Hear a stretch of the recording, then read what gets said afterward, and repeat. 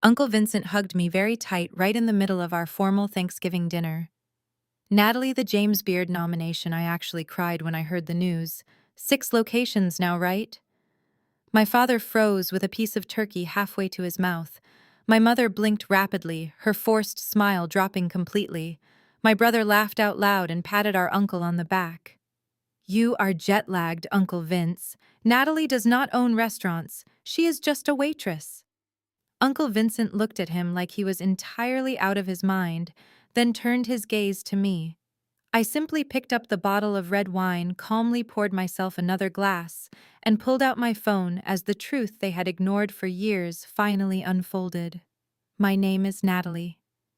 I am 33 years old, and for well over a painful decade, my deeply judgmental family treated my lifelong passion like an embarrassing stain on their pristine country club reputation. I spent years quietly absorbing their constant insults, never once correcting their absurd assumptions about my daily life until they practically begged me to completely destroy their fragile egos on a silver platter. Before I continue this story, let me know where you are watching from in the comments below. Hit like and subscribe if you have ever had to stand up to a toxic family member who constantly underestimated your true worth. Growing up in an affluent suburb of Connecticut, my parents, Brenda and Richard, cared about 2 things above all else: status and appearances. To them, success was measured in law degrees, corporate titles, and how much money you could casually mention at holiday gatherings. That Thanksgiving dinner was no different. We were seated around the massive mahogany table in my parents' formal dining room, the crystal chandeliers casting a harsh light on the tension thick in the air. I had arrived on time dressed in a simple but elegant tailored black dress, bringing a freshly baked artisan sourdough loaf from my flagship kitchen. I set it carefully on the table, hoping for a single moment of genuine connection. My mother Brenda took one look at my dress and sighed deeply. Natalie, I thought we agreed on formal attire this year. You look like you are heading to a shift at a funeral home. I forced a polite smile and took my seat. Then her eyes landed on the bread. She poked the crust with her manicured fingernail and let out a short, dismissive laugh. What is this? It looks like a rock. I told you I ordered catering from the club. We do not need your cute peasant food cluttering up the table. Please take it back to the kitchen before your uncle arrives. He has a refined palate, you know. I bit my tongue, gently moving the loaf to the sideboard. I refused to let her bait me into an argument. My older brother Cameron sat directly across from me, swirling a glass of very expensive bourbon. Cameron was the undeniable, fiercely protected golden child of the family. He was currently pitching his latest cryptocurrency venture to my father, speaking loudly and aggressively about seed rounds, blockchain integration, and disrupting the market. He used a vast amount of buzzwords that meant absolutely nothing in reality, but my parents nodded along with massive stars in their eyes, captivated entirely by his grand illusion of wealth. Sitting right next to him was his beautiful wife, Jasmine. Jasmine was a highly successful corporate lawyer, a truly brilliant and fiercely sharp African-American woman who took immense personal pride in her self-made career. Unfortunately, she also shared my family's deep obsession with social status and thoroughly enjoyed joining in on the daily mockery. Jasmine reached across the table for her wine glass, deliberately making sure the light caught the glittering diamonds on her wrist. It was a brand new Rolex worth at least $30,000. Cameron just gave it to me for our anniversary, she announced, making sure everyone noticed. She took a sip of her wine, her dark eyes locking onto me with a patronizing gleam.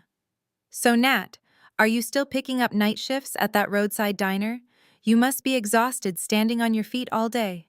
If you are struggling, I could ask the cafeteria manager at my law firm if they have an opening. It would at least be steady daytime hours for you. A heavy silence settled over my end of the table. My brother snickered, and my father offered a tight, sympathetic nod that felt more insulting than a slap. I kept my posture perfectly straight, letting the ambient classical music fill the void. I smiled tightly, reaching for the wine bottle to refill my glass. As the dark red liquid cascaded into the crystal, my mind flashed back 15 years. I was 18 years old, standing in my parents' opulent living room with my acceptance letter to a prestigious culinary institute in my hand. Brenda had snatched the paper from my fingers, marched over to the fireplace, and tossed it straight into the flames. She had looked me dead in the eye and told me I was dead to them if I chose to be a low-class servant over attending law school.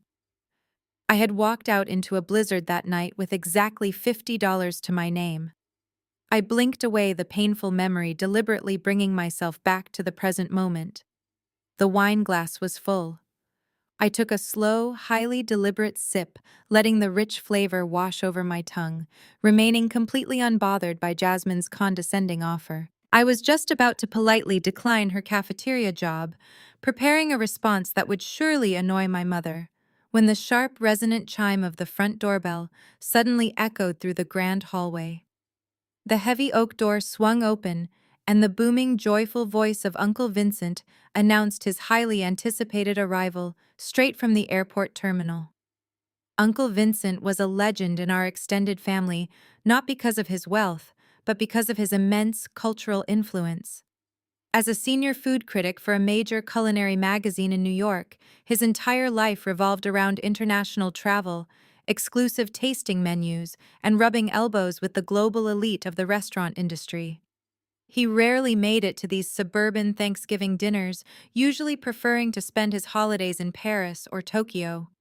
His surprise appearance today was something my mother had been boasting about for an entire month, eager to parade him around her country club friends. Brenda immediately sprang up from her chair at the head of the table, her face transforming into a mask of pure delight. Richard stood up right behind her, adjusting his expensive tie, ready to play the role of the gracious patriarch. Cameron and Jasmine also stood eager to network with the only relative whose social capital actually exceeded their own fabricated image. They all moved toward the grand foyer in a synchronized wave of social climbing. I remained seated comfortably, sipping my red wine. But Uncle Vincent did not stop in the foyer to accept my mother with her outstretched arms, or my father and his hearty handshake.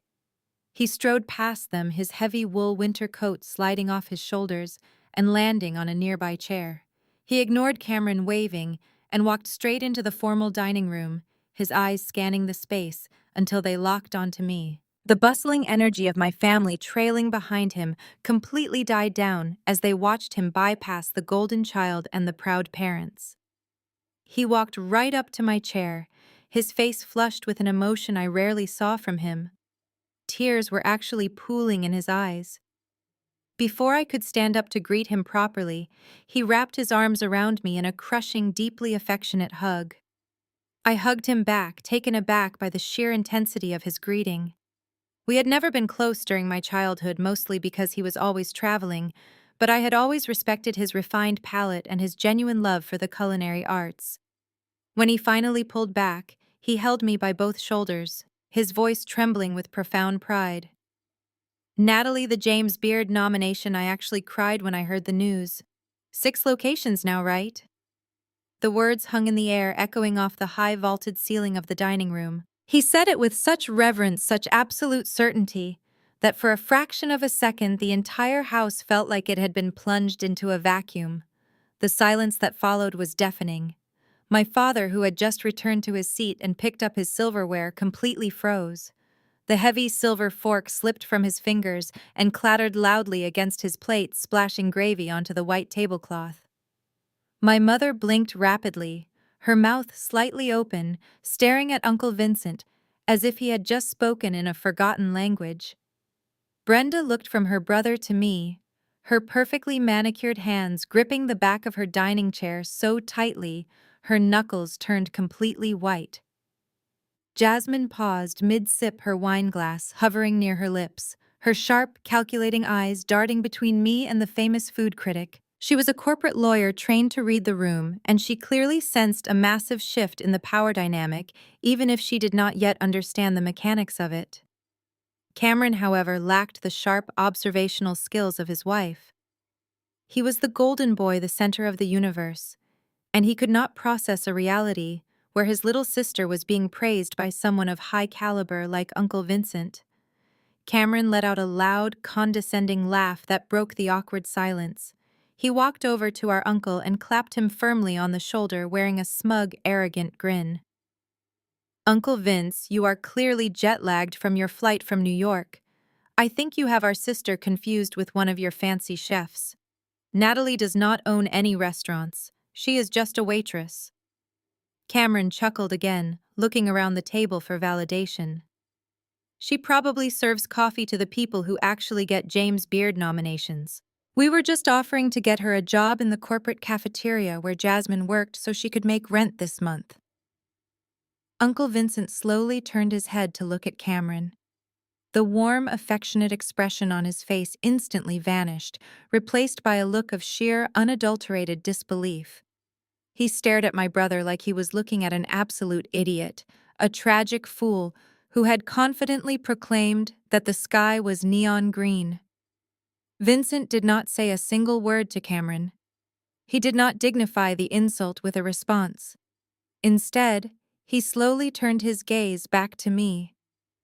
His eyes swept over my simple black dress, the cheap suburban dining room setting, and the sheer audacity of the people sitting around us. He looked at me with a silent question, asking how on earth I had managed to keep the biggest secret in the culinary world from my own flesh and blood. The tension in the room was so thick it felt tangible. Brenda was practically vibrating with nervous energy, waiting for the punchline of what she assumed was an elaborate, cruel joke. Richard was trying to signal my mother with his eyes completely lost. Jasmine lowered her glass, her gaze fixed entirely on me, her lawyer instincts screaming that she had vastly miscalculated her opponent. I looked at the stunned, arrogant faces of the people who had spent my entire adult life treating me like disposable garbage. I looked at the golden child who had just mocked my livelihood. I slowly and deliberately set down my wine glass on the table. Without breaking eye contact with my mother, I reached into the pocket of my dress and pulled out my phone.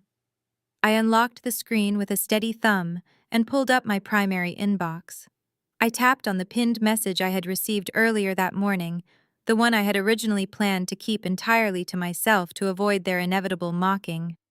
I slid the device across the polished mahogany table. It glided perfectly over the expensive linen runner, stopping right in front of my brother Cameron. The bright screen illuminated his arrogant, confused face. "Read it out loud," I instructed, my voice completely devoid of emotion.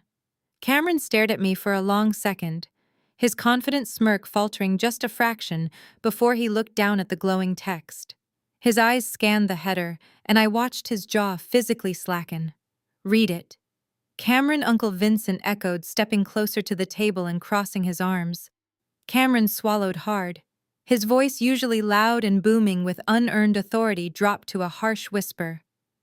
"Dear Executive Chef and CEO Natalie Adams." He began stumbling over the title as if the words were foreign objects in his mouth. "On behalf of the James Beard Foundation, we are thrilled to announce your nomination for Outstanding Restaurateur for your exceptional leadership of Aura Hospitality Group. We recognize your unparalleled contribution to fine dining across your 6 flagship locations." The silence that engulfed the dining room was absolute.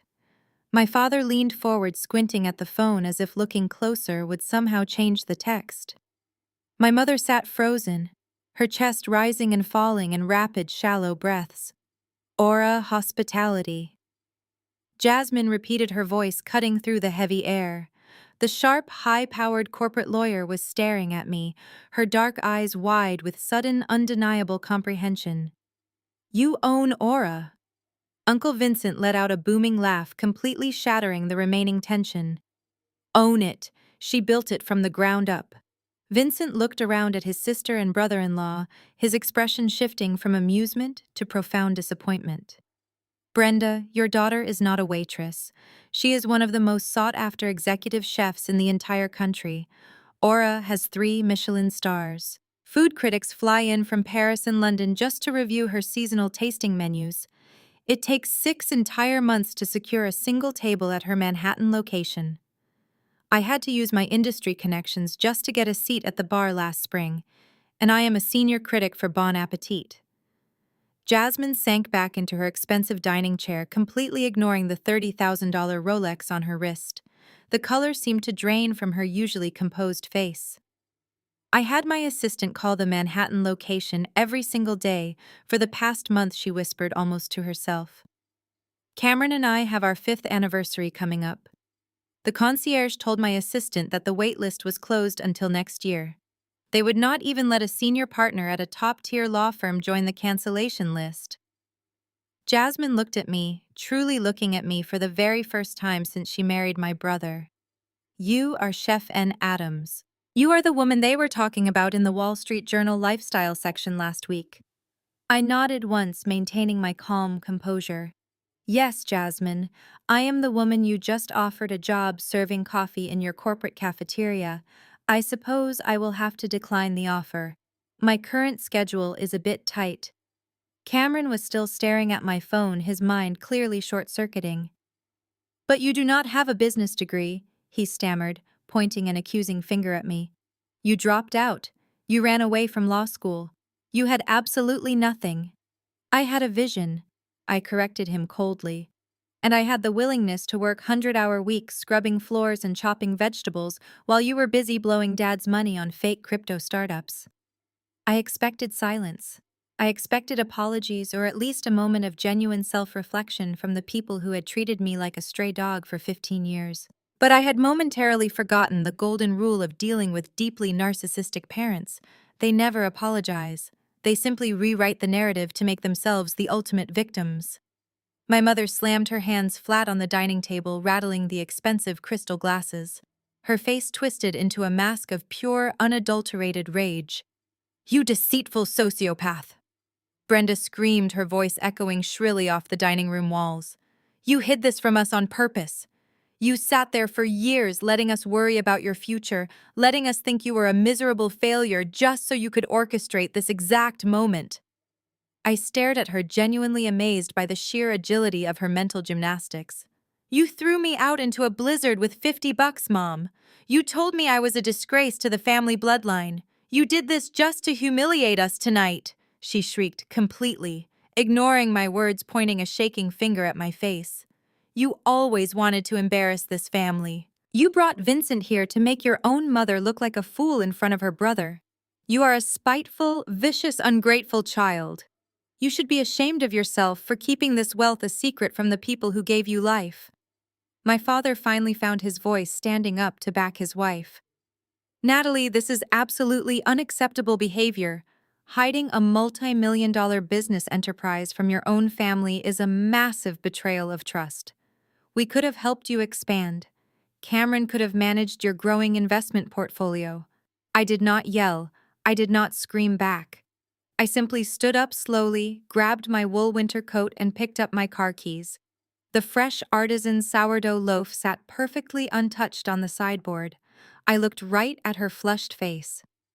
Try not to choke on the peasant food, Mother, I said extremely calmly, and I walked right out the front door. The cold air felt refreshing as I drove away from that toxic suburban fortress.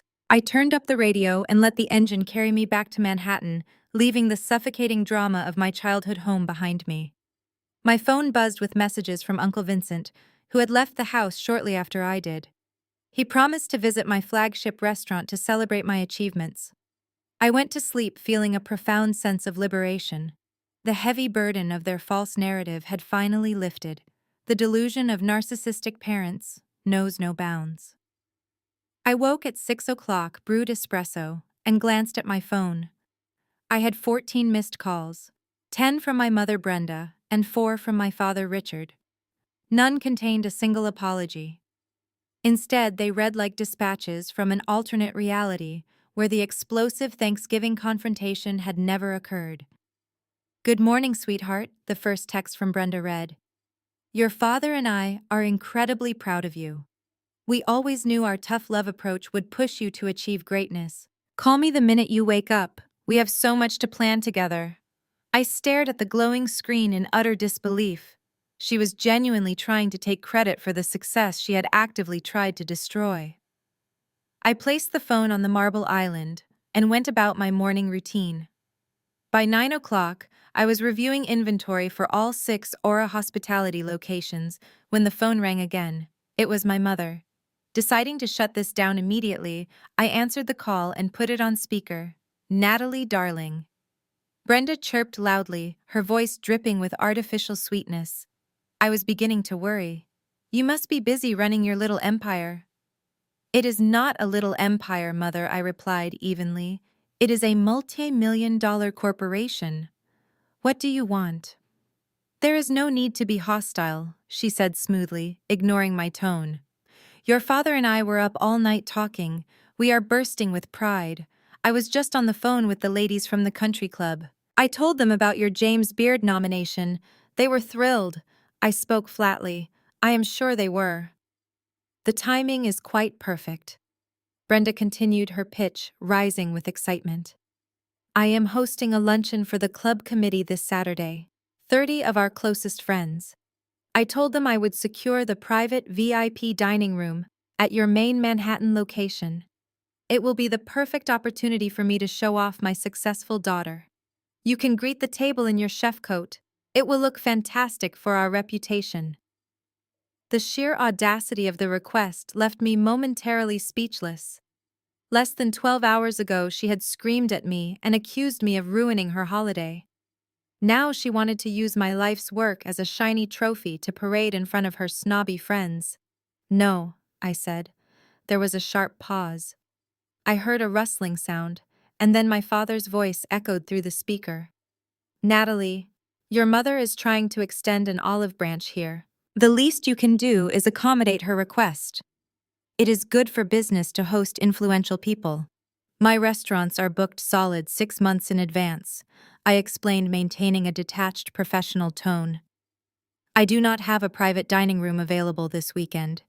Even if I did, I would not bump paying respectful clients to host a vanity project for the country club." Brenda snatched the phone back. "You are the CEO. You own the building. You can simply cancel someone else's reservation. Tell them there was an emergency.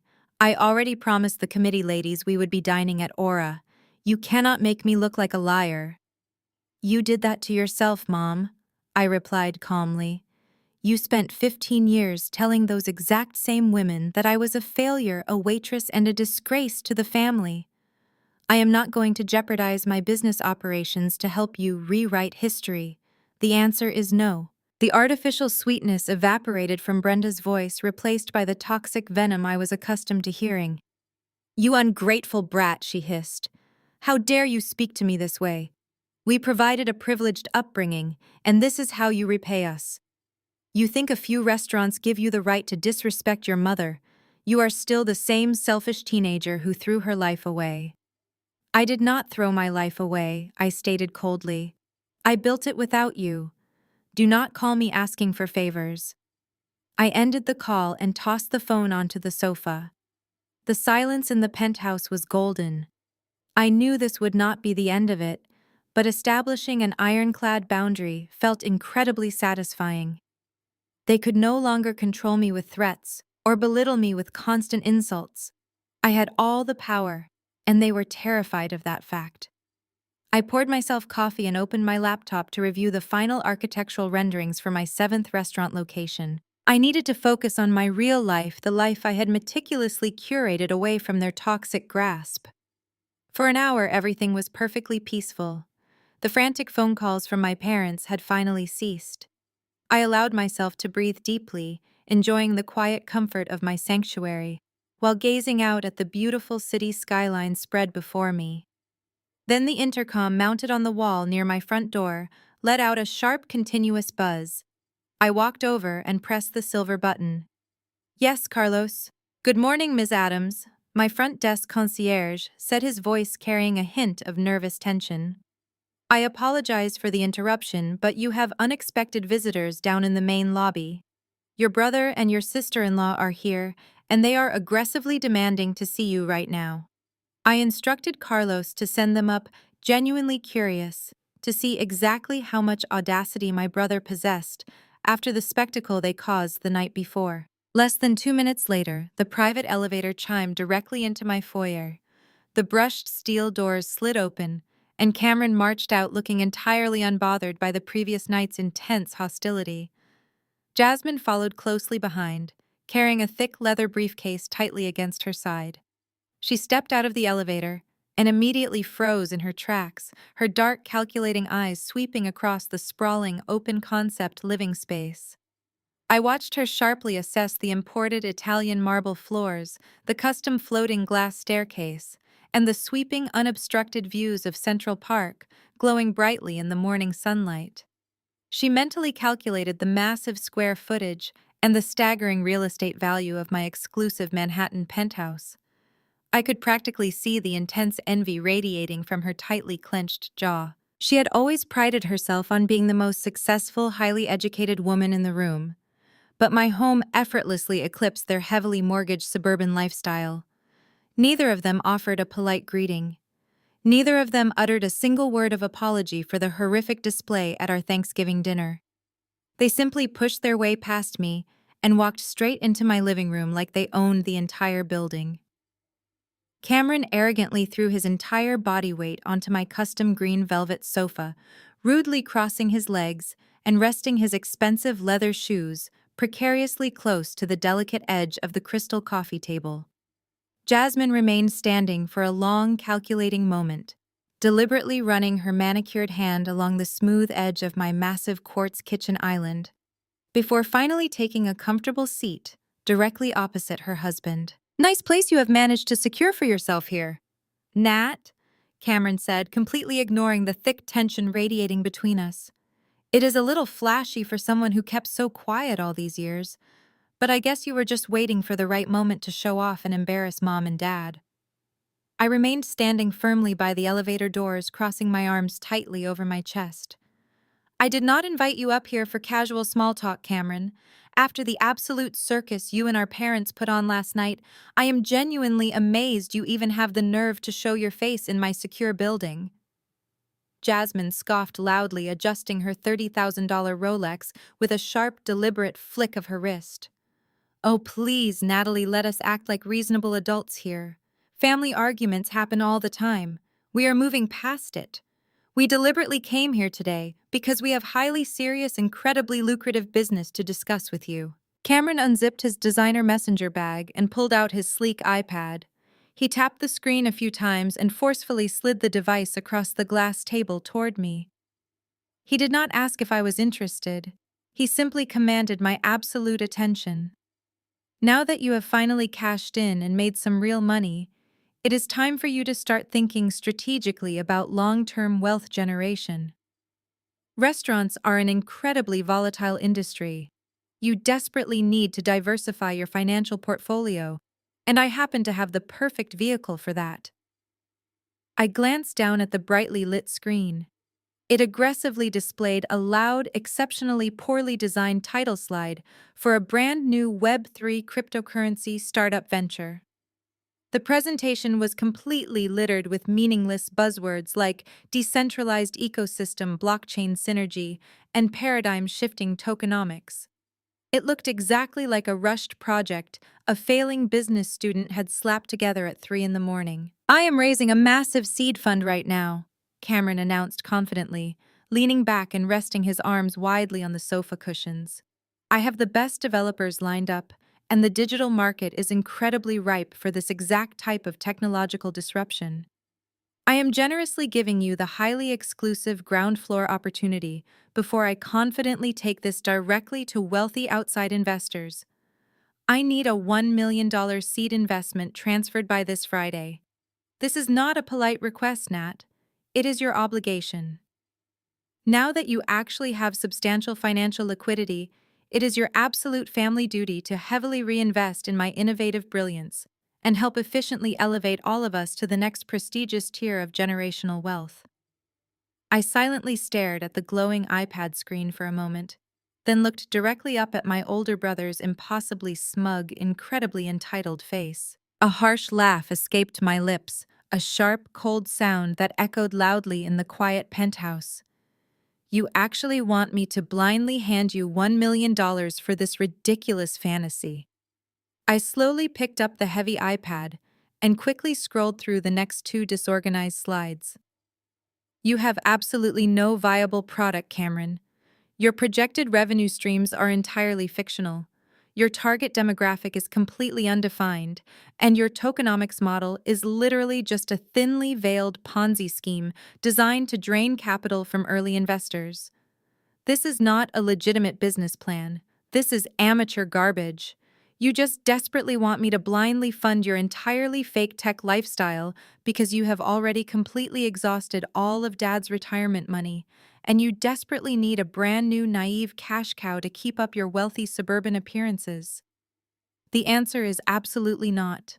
I will not give you a single dime to waste on your delusions. Cameron's face turned a violent shade of red as he stood up, his fists clenching at his sides.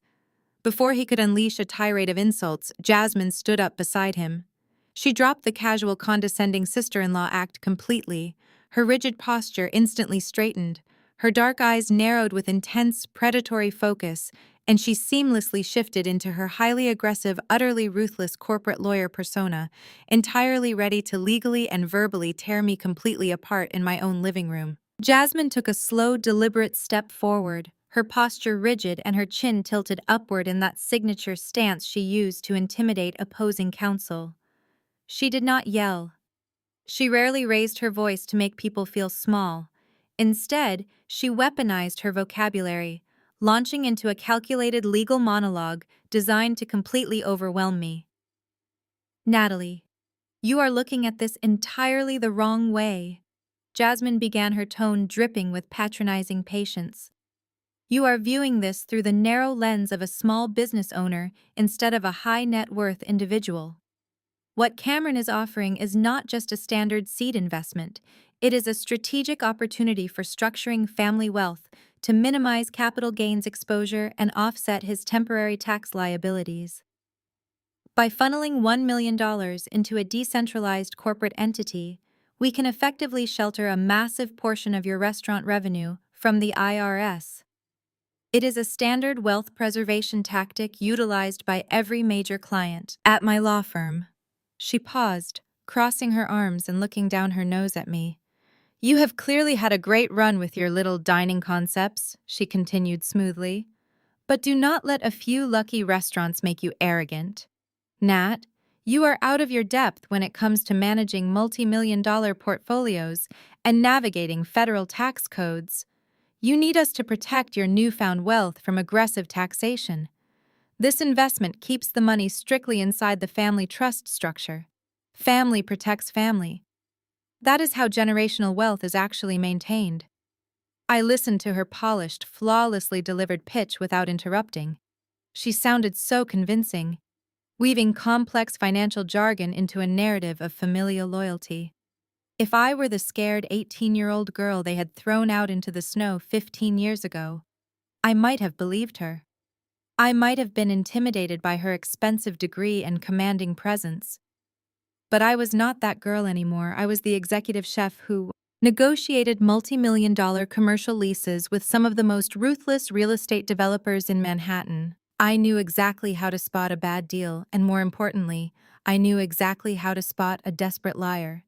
I placed Cameron and his device face down on the table and looked Jasmine dead in the eye. My gaze was steady, completely devoid of the intimidation she so desperately wanted to see.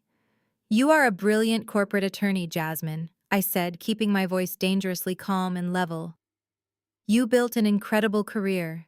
You are sharp, you are driven, and you have worked incredibly hard for every single thing you have achieved. So it baffles my mind how someone as intelligent as you can be so blind to the reality standing right next to you. Jasmine frowned, her flawless composure slipping just a fraction of an inch. What are you talking about? I am talking about the fact your husband does not have any temporary tax liabilities, I stated flatly. He does not have a real company. He does not have a valid product. He does not even have a basic understanding of the cryptocurrency market he claims to be disrupting. You are standing in my living room trying to use your legal prestige to bully me into funding his elaborate financial fantasies. You think you are protecting family wealth, but all you are doing is acting as the glamorous shield for a serial grifter. How dare you speak about my husband that way? Jasmine snapped, her voice rising, her eyes flashing with genuine anger. I dare, because it is the absolute truth. I fired back, stepping closer so there was no mistaking my words.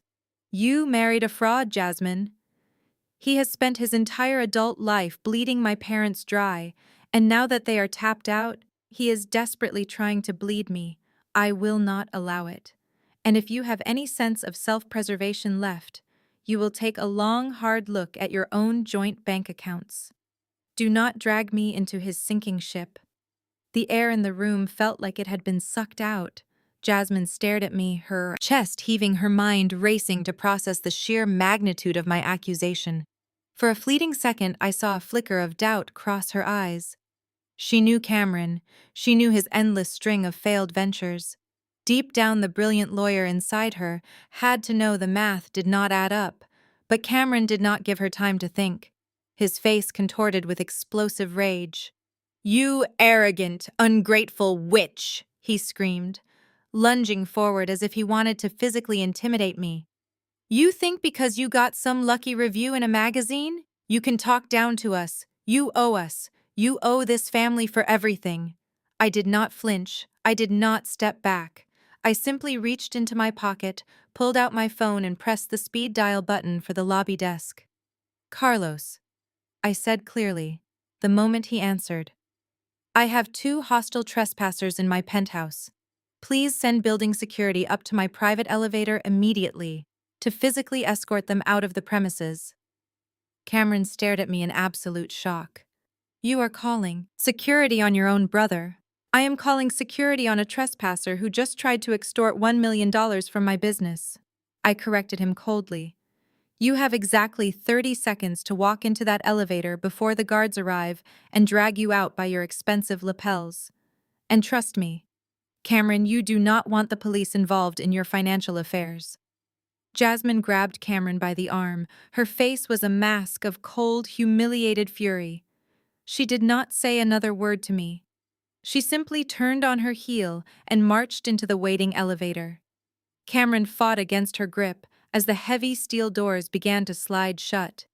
"You will definitely regret this," he screamed loudly. The heavy steel doors sealed shut, cutting off his pathetic threats. I exhaled a long breath, the silence of my penthouse returning to its pristine state. I walked back to my kitchen island, picked up my tablet, and immediately instructed my security team to permanently revoke their building access. They were gone for now, but I knew the venom in my family ran far too deep for this to be the end. My mother would never let a perceived humiliation go unanswered. She had promised her snobby social circle a grand display of her maternal triumph, and Brenda always found a way to center herself in the spotlight. Friday evening arrived with the typical frantic yet perfectly choreographed energy of a Michelin-starred restaurant. Aura was my flagship location, a sprawling architectural masterpiece of dark oak brushed brass and ambient amber lighting nestled right in the heart of Manhattan. Every table was occupied. The dining room buzzed with the low, sophisticated murmur of elite clients, wealthy investors, and dedicated food critics who had waited half a year just to taste my seasonal menu. I was stationed in the back office finalizing the dessert menu for the upcoming winter season, while my highly trained staff executed the dinner rush with military precision. Out in the front foyer, the serene atmosphere was violently shattered. The heavy glass entry doors swung open, bringing in a massive chaotic wave of loud voices and overpowering floral perfume. Brenda and Richard marched into the elegant reception area, leading an obnoxious pack of 30 older men and women dressed in flashy country club attire. They had arrived entirely unannounced, completely bypassing the velvet rope and the discreet signage asking guests to wait to be seated. My mother stood at the front of the mob, her chin held high, wearing a smug expression that demanded absolute obedience from everyone in her vicinity. My lead hostess, a composed young woman named Mia, stepped forward with a polite professional smile. She held her reservation tablet tightly, clearly taken aback by the sudden invasion of 30 loud, unreserved guests during peak dinner service. "Good evening, welcome to Aura," Mia said warmly. "Do you have a reservation under a specific name tonight?" Brenda let out a sharp, condescending laugh that cut through the sophisticated ambiance of the dining room. Several nearby tables turned their heads in irritation. A reservation, Brenda scoffed, waving her hand dismissively at Mia. I do not need a reservation, young lady. I am Brenda Adams. I am the mother of the owner. You need to clear the VIP room for my guests immediately. We are hosting a highly important committee dinner tonight. Mia maintained her trained composure, though her eyes widened slightly in panic. I apologize, Mrs. Adams, but our private dining room is currently being prepped for a corporate event, and we are completely booked for the rest of the evening. I cannot accommodate a party of 30 without prior notice. My father stepped up beside my mother, puffing out his chest to look intimidating. Do you not understand who you are speaking to? He demanded loudly. Our daughter owns this entire building. She explicitly told us we could come whenever we pleased. Go fetch your manager right now before I have you fired for incompetence. The country club friends murmured in agreement, crossing their arms and looking around the restaurant with entitled disdain. They were fully buying into the illusion my parents had sold them, the grand fiction that my mother and father were the brilliant architects behind my culinary empire. Brenda tapped her manicured nails aggressively on the hostess stand, raising her voice so the entire front section of the restaurant could hear her. I said, clear the room. I will not be embarrassed in front of my friends because some front desk girl does not know how to treat the owner's family.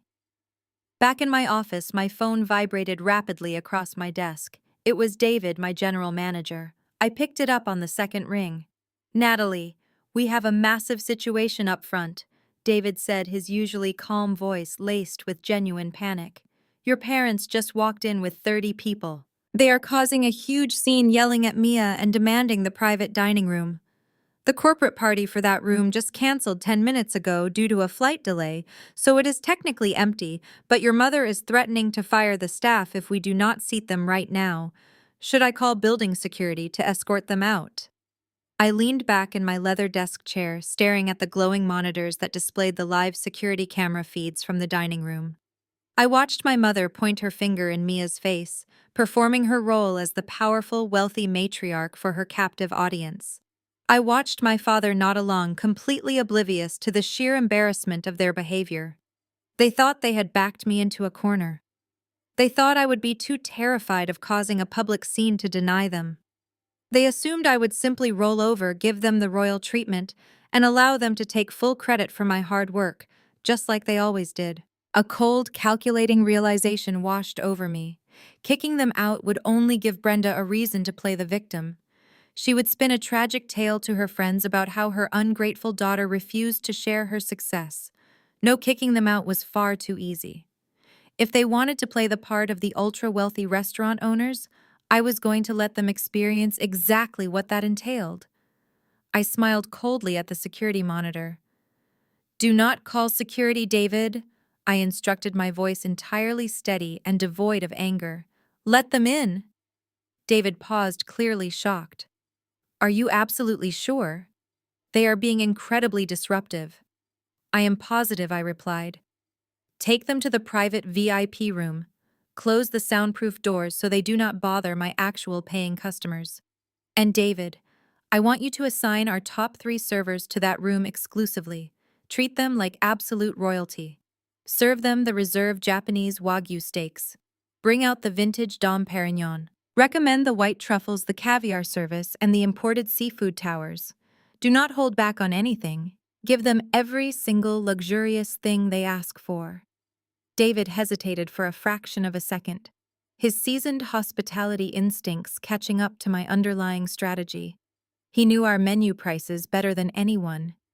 He knew the reserve Wagyu cost hundreds of dollars per plate, and the vintage champagne ran into the thousands per bottle. Understood, chef, he said, a hint of realization slipping into his tone. We will give them the ultimate aura experience. I hung up the phone and watched the camera feed as David gracefully stepped into the foyer.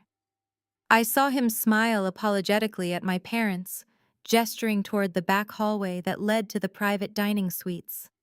Brenda turned to her country club friends with a triumphant, smug grin, clearly believing she had won the ultimate victory. They paraded through my restaurant like conquering monarchs, completely unaware that they were walking directly into a perfectly laid financial trap.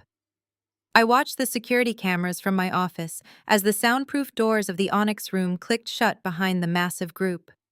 The suite was a masterpiece of modern design featuring a walnut table surrounded by plush velvet seating under a chandelier.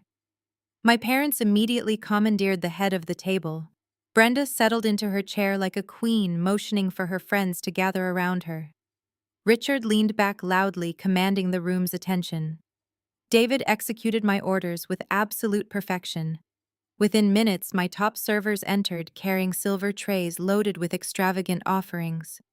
They presented crystal bowls overflowing with Osetra caviar, followed by imported oysters and gold leaf-garnished appetizers. David personally delivered the first 3 bottles of vintage Dom Perignon, popping the corks with theatrical flair. Brenda did not wait for the champagne to be poured before she started weaving her delusional narrative.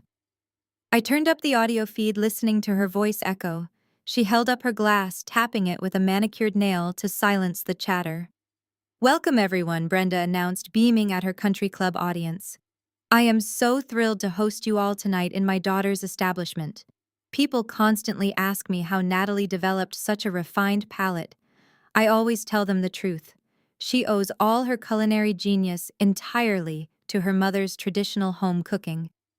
I raised her in a kitchen filled with love, and I taught her everything she knows about flavor profiles and dedication." I let out a dry, humorless laugh. My mother had not cooked a fresh meal since I was in middle school. Her idea of culinary dedication was ordering expensive takeout and plating it on fine china to impress our neighbors. But her friends ate up every single word, raising their glasses in a toast to Brenda's supposedly brilliant maternal guidance. As the dinner progressed, the feast escalated into absolute gluttony. Richard ordered 4 massive platters of our Japanese Wagyu beef, a reserve cut that cost upwards of $400 per serving. Brenda enthusiastically demanded fresh white truffles, shaved generously over every pasta dish.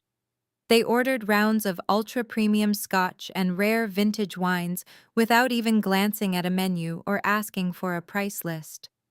They were completely drunk on power, assuming that being the parents of the owner gave them a limitless black card. What sickened me more than their financial recklessness was their appalling treatment of my dedicated staff. Brenda snapped her fingers aggressively whenever her champagne flute dipped below the halfway mark. Richard loudly berated one of my most experienced sommeliers, claiming the $2,000 bottle of Bordeaux had not been allowed to breathe properly, demanding a fresh bottle be opened immediately. They spoke to my highly trained servers as if they were indentured servants, waving them away like flies, and mocking their menu recommendations to get cheap laughs from their wealthy friends. I stood up from my desk and walked out into the main kitchen, bringing my tablet with me to keep an eye on the feed. The kitchen was a symphony of controlled chaos, flames leaping from the stoves and chefs moving with precise, practiced rhythm. My executive sous chef, Elias, stepped up beside me to review an order ticket. He was a brilliant, loyal colleague who had been with me since my early days of struggling to build the brand. He glanced down at the glowing screen of my tablet, watching Brenda berate a server for pouring her water too slowly. "Your mother is certainly making herself comfortable in the Onyx room," Chef Elias noted, keeping his tone professional, but unable to hide the underlying disgust in his voice. "She just sent back a flawless plate of Wagyu because she claimed the sear was too intimidating. David handled it, but she was incredibly disrespectful to the runner." "Let her send back whatever she wants," I replied coldly, my eyes fixed on the screen. "Let her rack up the highest bill in the history of this restaurant." Elias looked at me curiously. "You know, listening to her brag about teaching you how to cook is actually infuriating. I remember when we first met at that terrible dive bar line cook job. You were working triple shifts just to afford basic ingredients to practice with." I crossed my arms, leaning back against the stainless steel prep counter. I stared at the digital image of my mother laughing with her friends. "She is telling them I owe my success to her loving home," I said, my voice dropping to a hard, quiet pitch. Elias, do you want to know the actual truth about her culinary support? Elias nodded silently, recognizing the heavy weight of the moment. When I was 18 years old, right before they threw me out of the house, I got accepted into a prestigious culinary institute. I had managed to scrape together enough money for the deposit by working weekends, but I was short exactly $200 for the mandatory professional knife set and basic uniform supplies. I went into the living room and begged my mother for a tiny loan. I promised I would pay her back with interest the second I got a campus job. I literally got down on my knees and pleaded with her to help me secure my future. Elias stared at me, his eyes wide. What exactly did she say? I looked back down at the tablet, watching Brenda casually demand another massive shaving of white truffle over her risotto. She laughed right in my face. I told Elias, the memory burning brightly in my mind. She opened her designer purse, pulled out two crisp $100 bills, and held them right in front of my face. Then she told me that culinary school was a pathetic joke for failures who could not handle real academics. She looked me dead in the eye and said she would rather burn the money. "Get out," she demanded. And smiled. Elias stared at me, the clatter of the busy kitchen fading into the background as he processed what I had just told him. He slowly shook his head, a look of profound disgust settling over his features. "She threw you out into the street over $200. He verified, his voice tight with barely contained anger. "And now she is sitting in your dining room drinking thousands of dollars worth of vintage champagne on your dime, while claiming she taught you everything you know." I nodded, turning my attention back to the security tablet. "Yes, Elias, that is exactly what she is doing. But she is about to learn a very expensive lesson in basic hospitality." On the screen, the lavish dinner party was finally winding down. Empty bottles of Dom Perignon cluttered the center of the walnut table. Plates that once held reserve wagyu and white truffles were scraped completely clean. Brenda was leaning back in her plush velvet chair, dramatically fanning herself with a linen napkin, while her country club friends showered her with endless compliments. Richard was patting his stomach, looking thoroughly satisfied with his gluttonous consumption. I watched my general manager, David, step into the room to clear the final dessert plates. Brenda waved her hand dismissively at him, projecting the air of a bored monarch dismissing a peasant. "Thank you, David," she announced loudly. "We will be taking our leave now. Do ensure the valet has our cars brought around to the front immediately." David paused, his professional smile remaining perfectly fixed in place. He looked up toward the security camera, knowing I was watching. I tapped the intercom button on my tablet. "Tell them the executive chef is coming out to say goodnight," I instructed. I set down the tablet and walked over to the stainless steel prep station. I buttoned my pristine white chef coat, ensuring the embroidered logo of Aura Hospitality rested perfectly over my heart. I smoothed back my hair, took one slow, highly deliberate breath, and walked out of the kitchen. The ambient noise of the dining room washed over me, but my focus was locked on the soundproof doors of the Onyx room. David met me in the hallway holding a sleek black leather booklet. He handed it to me without a single word. I gripped the leather, feeling the satisfying weight of the item, and pushed open the doors. The chatter inside the VIP suite instantly died down as I stepped across the threshold. The country club guests turned in their seats, their eyes widening with excitement as the famous chef Natalie Adams made a personal appearance. Brenda stood up, throwing her arms wide open, ready to play the incredibly proud, loving mother for her captive audience. Darling Brenda practically sang, stepping forward to embrace me. The food was absolutely divine. I was just telling the ladies how much of my signature seasoning technique I could taste in that incredible wagyu. I did not step forward to accept her fake embrace. I remained standing near the head of the table, my posture rigid and commanding. I looked into my mother's eyes, watching the artificial warmth drain from her face as she registered the absolute zero temperature of my expression. I raised my hand holding the sleek black leather booklet and dropped it firmly onto the polished walnut table right in front of her empty champagne flute. The heavy booklet landed with a sharp, definitive thud that echoed loudly in the quiet room. Brenda stared at the leather folder, her brow furrowing in genuine confusion. She let out a high-pitched, uncomfortable laugh and looked around at her wealthy friends. "Oh, darling, we do not need the check." She chuckled aggressively, pushing the booklet back toward me. "Just put that away. You are embarrassing yourself. We are family." I placed my hand flat on the leather folder, stopping it from moving.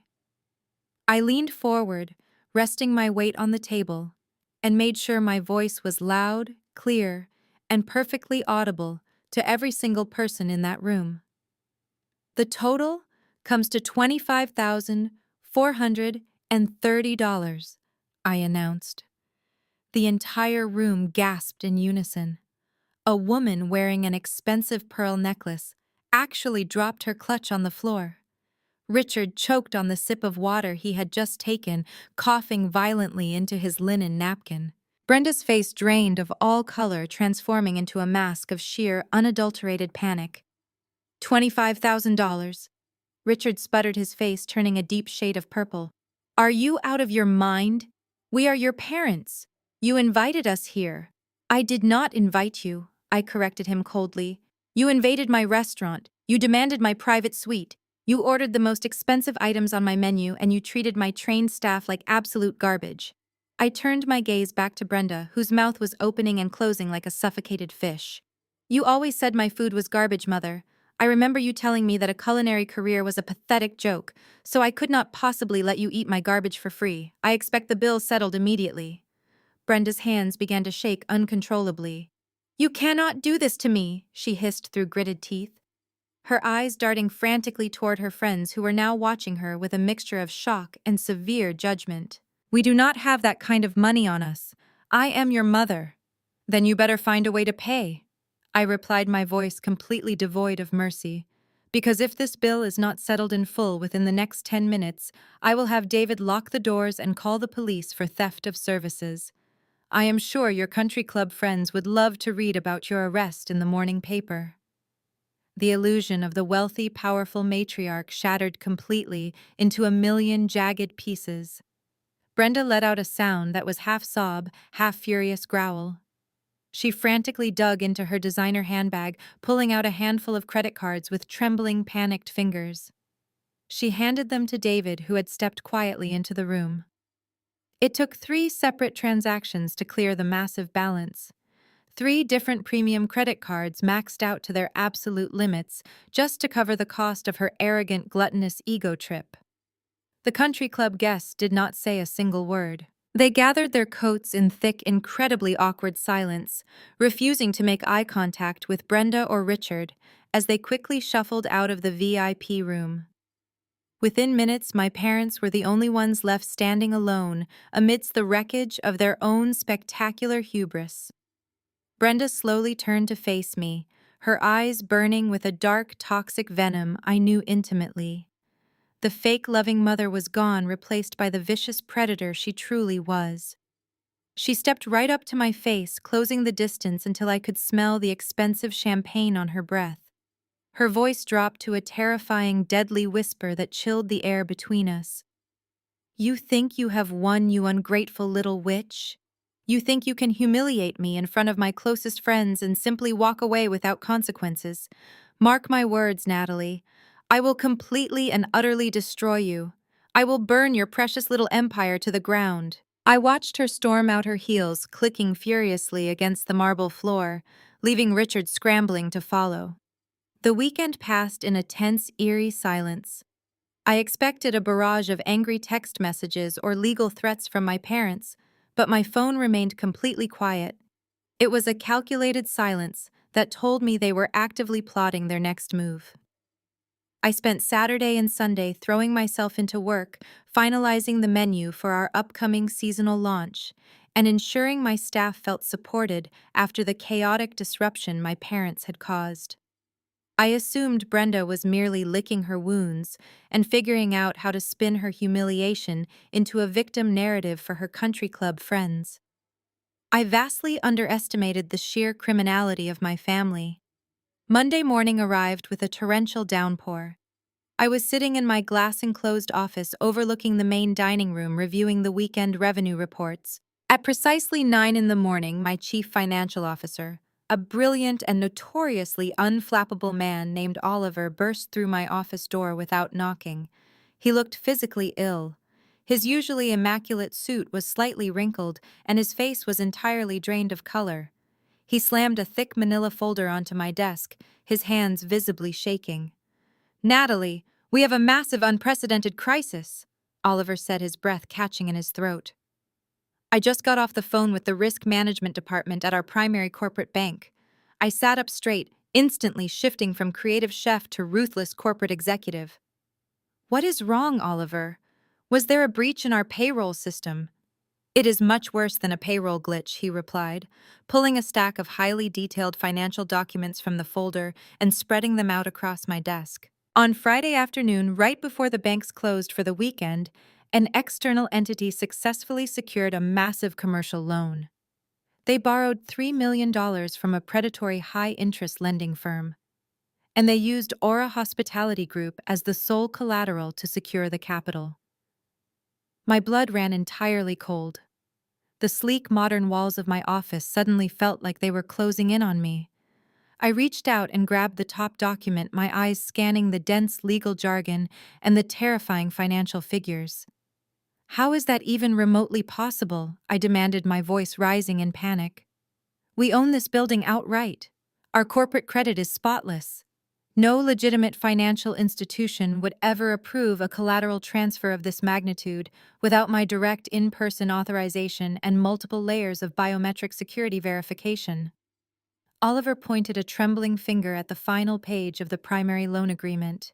"They did not use a legitimate financial institution, Natalie.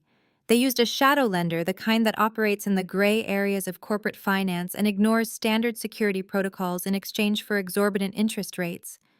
And they had your authorization. Look at the signature line."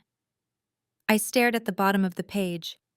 Right there in black ink was my full legal name. The signature was a terrifyingly accurate replica of my own handwriting. It captured the exact slant of the letters, the specific loop I used on the capital N, and the sharp finish of the final S. Whoever had done this had spent hours meticulously studying my signature, likely pulling it from old public permits or business licenses. It was a flawless, highly sophisticated forgery.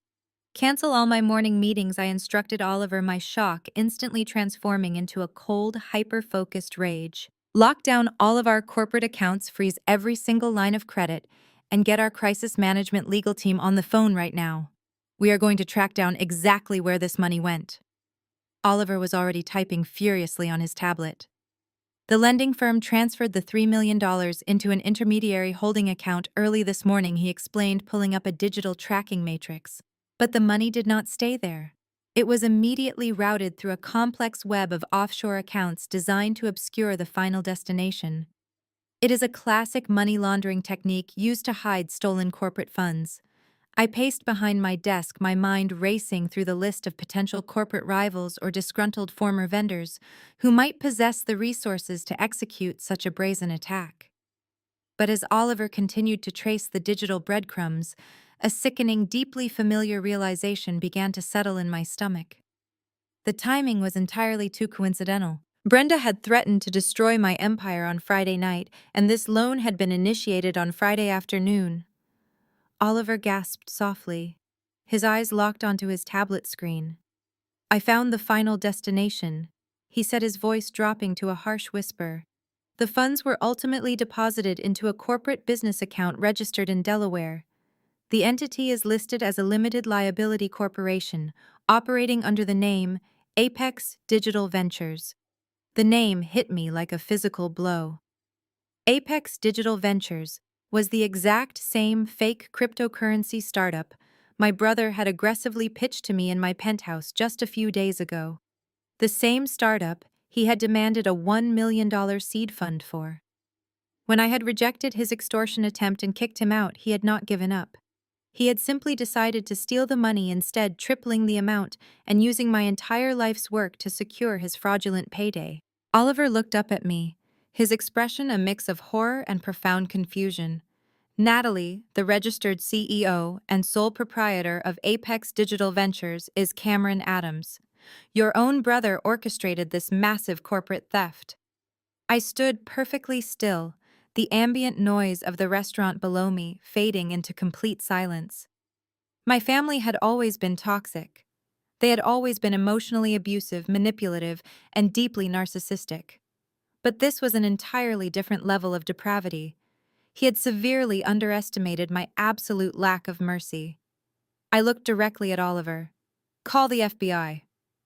Oliver had his hand hovering over the desk phone, fully prepared to dial the federal authorities when I raised my hand and signaled for him to stop immediately. He looked at me in sheer confusion. I took a slow, deep breath, staring at the fraudulent loan documents scattered across my desk. If we bring the federal authorities in right this second, Cameron will immediately lawyer up. My parents will inevitably find a way to obscure their own involvement in this massive financial crime. I need the entire picture before I completely detonate my family. I need to know exactly how deep this toxic rot goes. I instructed Oliver to maintain the immediate freeze on our corporate accounts and quickly contact the absolute best corporate private investigator in all of Manhattan. I wanted every single financial record and property deed attached to my brother meticulously scrutinized. Within 2 hours, Oliver secured the services of an elite investigative firm that specialized in unraveling complex corporate fraud.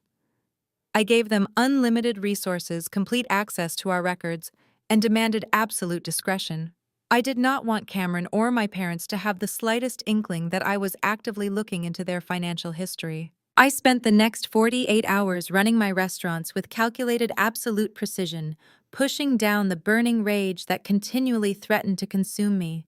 I smiled at my staff, tasted new seasonal dishes, and negotiated vendor contracts, all while knowing my own flesh and blood had brazenly attempted to steal $3 million from my life's work.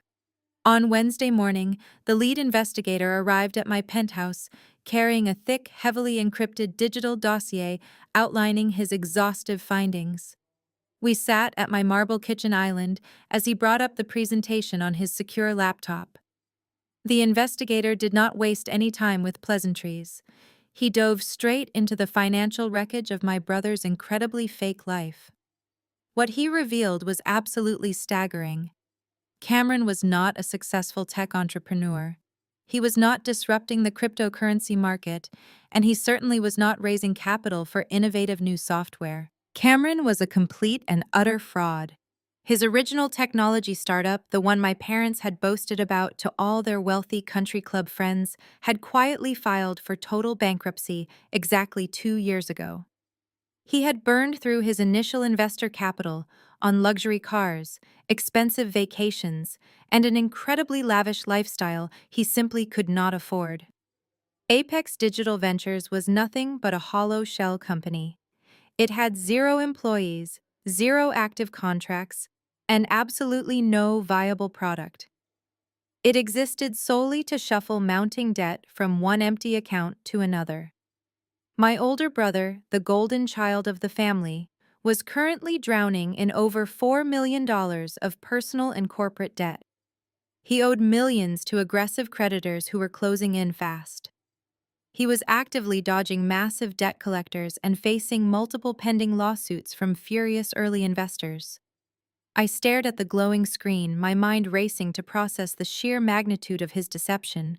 But how on earth was he still maintaining this flawless illusion of extreme wealth, I asked the investigator. How did he just buy his wife a $30,000 Rolex last month if his company went bankrupt 2 years ago? Where was the cash actually coming from? The investigator slowly tapped the screen, pulling up a new set of highly classified financial documents. "He was getting the money directly from your parents," he stated calmly.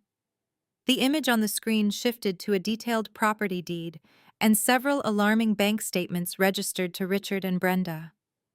In order to desperately keep up the grand facade of their highly successful son, my parents had committed financial suicide. When Cameron's startup initially collapsed, he had gone crying to them for a bailout. Terrified that their country club social circle would discover their golden boy was an absolute failure, Brenda and Richard had quietly taken out a massive, highly risky second mortgage on their pristine suburban mansion. They had drained their entire retirement savings and funneled every single penny directly into Cameron's empty pockets. They funded his fake lifestyle just so they could continue bragging about him at their upscale dinner parties. But a few months ago, the well had finally run completely dry. My parents had exhausted all their available credit. They could no longer afford the exorbitant monthly payments on the second mortgage. The investigator brought up a collection of legal notices that had been filed quietly in their local county court. The bank was currently foreclosing on my parents' suburban mansion. They were less than 30 days away from being physically evicted from the home they prized above all else. The puzzle pieces snapped together with terrifying clarity. This was exactly why my mother had been so incredibly hostile and unhinged lately.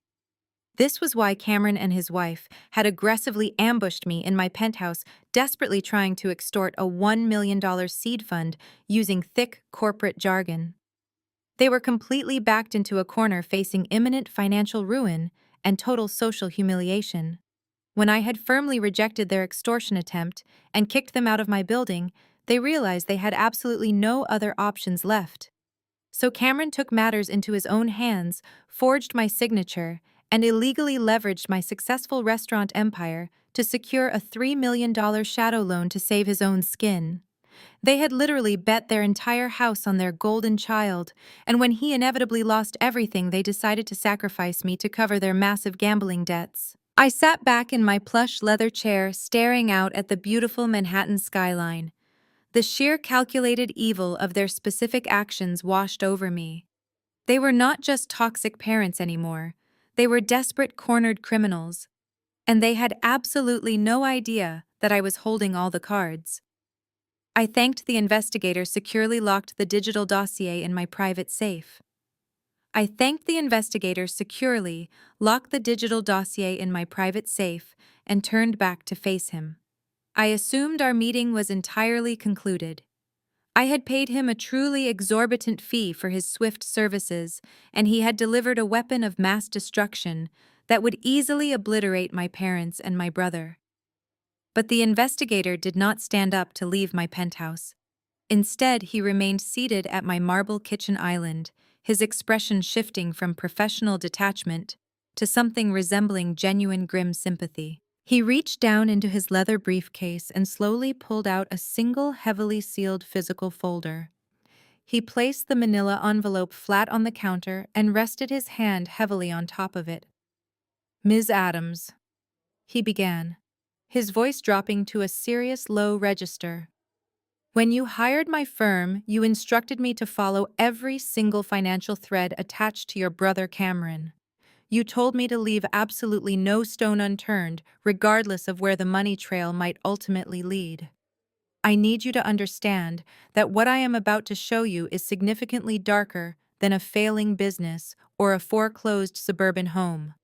This involves severe, active financial abuse targeting someone who is completely unaware of the danger." I sat back down on the bar stool, my heart rate accelerating. I thought I had already heard the absolute worst of it. "Show me," I instructed firmly. The investigator slid the folder across the marble surface. I opened it and immediately recognized the letterhead on the top stack of documents. It was the official financial insignia of the prestigious corporate law firm where my sister-in-law Jasmine worked as a highly compensated senior attorney. I looked up at him in utter confusion. Why are we looking at Jasmine's personal compensation packages? She is obnoxious and incredibly status-obsessed, but she earns a massive legitimate salary. She is the only one in that entire house who actually works for a living. "That is exactly the problem," the investigator replied grimly. "She is the only one bringing in real money, and your brother has been systematically bleeding her completely dry for the past 18 months. I stared down at the documents, my eyes scanning the heavily highlighted bank transfers and the complex routing numbers. Jasmine was a fiercely intelligent, incredibly proud African-American woman. She had fought her way up through the vicious, highly competitive ranks of corporate law, shattering glass ceilings and earning every single penny of her immense wealth through sheer brilliance and relentless 80-hour work weeks. She constantly looked down on me for my culinary background, entirely convinced that my path lacked prestige.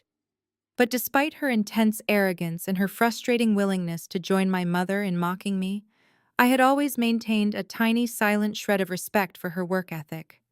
She was self-made, and her husband was robbing her blind. The investigator guided me through the terrifying maze of financial records. Cameron had convinced Jasmine to let him manage their joint investment portfolios, leveraging his fake persona as a brilliant technology entrepreneur. Since she was constantly overwhelmed with massive corporate cases and endless billable hours, she trusted her husband to handle their personal wealth generation. It was a fatal mistake. Cameron had secretly opened several covert credit lines using Jasmine's immaculate credit score. He had actively forged her signature on complex financial documents, expertly mimicking her handwriting to bypass bank security protocols. He had siphoned hundreds of thousands of dollars from her annual performance bonuses, funneling her hard-earned money directly into his failing shell companies to pay off his aggressive creditors. But the absolute most sickening revelation was detailed on the very last page of the physical folder.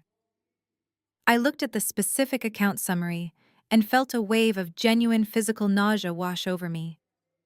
"What is this account?" I asked, my voice trembling slightly as I pointed to a recently drained fund. The investigator sighed heavily. "Your sister-in-law is currently 4 months pregnant, Ms. Adams. She recently established a highly secure college trust fund for her unborn child, depositing a massive initial sum from her latest legal victory. Cameron forged her authorization last Tuesday and completely drained that entire trust fund. He wiped out his own unborn child's future to temporarily cover the interest payments on his massive shadow debts. The sheer, unadulterated evil of his actions left me completely paralyzed. Cameron was not just a grifter stealing from our toxic parents. He was a monster. He was smiling in Jasmine's face, buying her a $30,000 Rolex with her own stolen money and pretending to be a loving husband while he actively bankrupted her and their unborn baby. Jasmine was standing in my penthouse just a few days ago, aggressively defending her husband and trying to legally bully me into funding his startup, entirely blind to the fact that she was married to a financial predator who was simultaneously destroying her life. The profound irony of the situation was almost suffocating. Jasmine prided herself on being the smartest, most legally untouchable woman in any room. She thought she was building a prestigious dynasty with a successful tech mogul. Instead, she was financially tethered to a sinking ship, completely unaware that the hull had already been breached and the water was rushing in.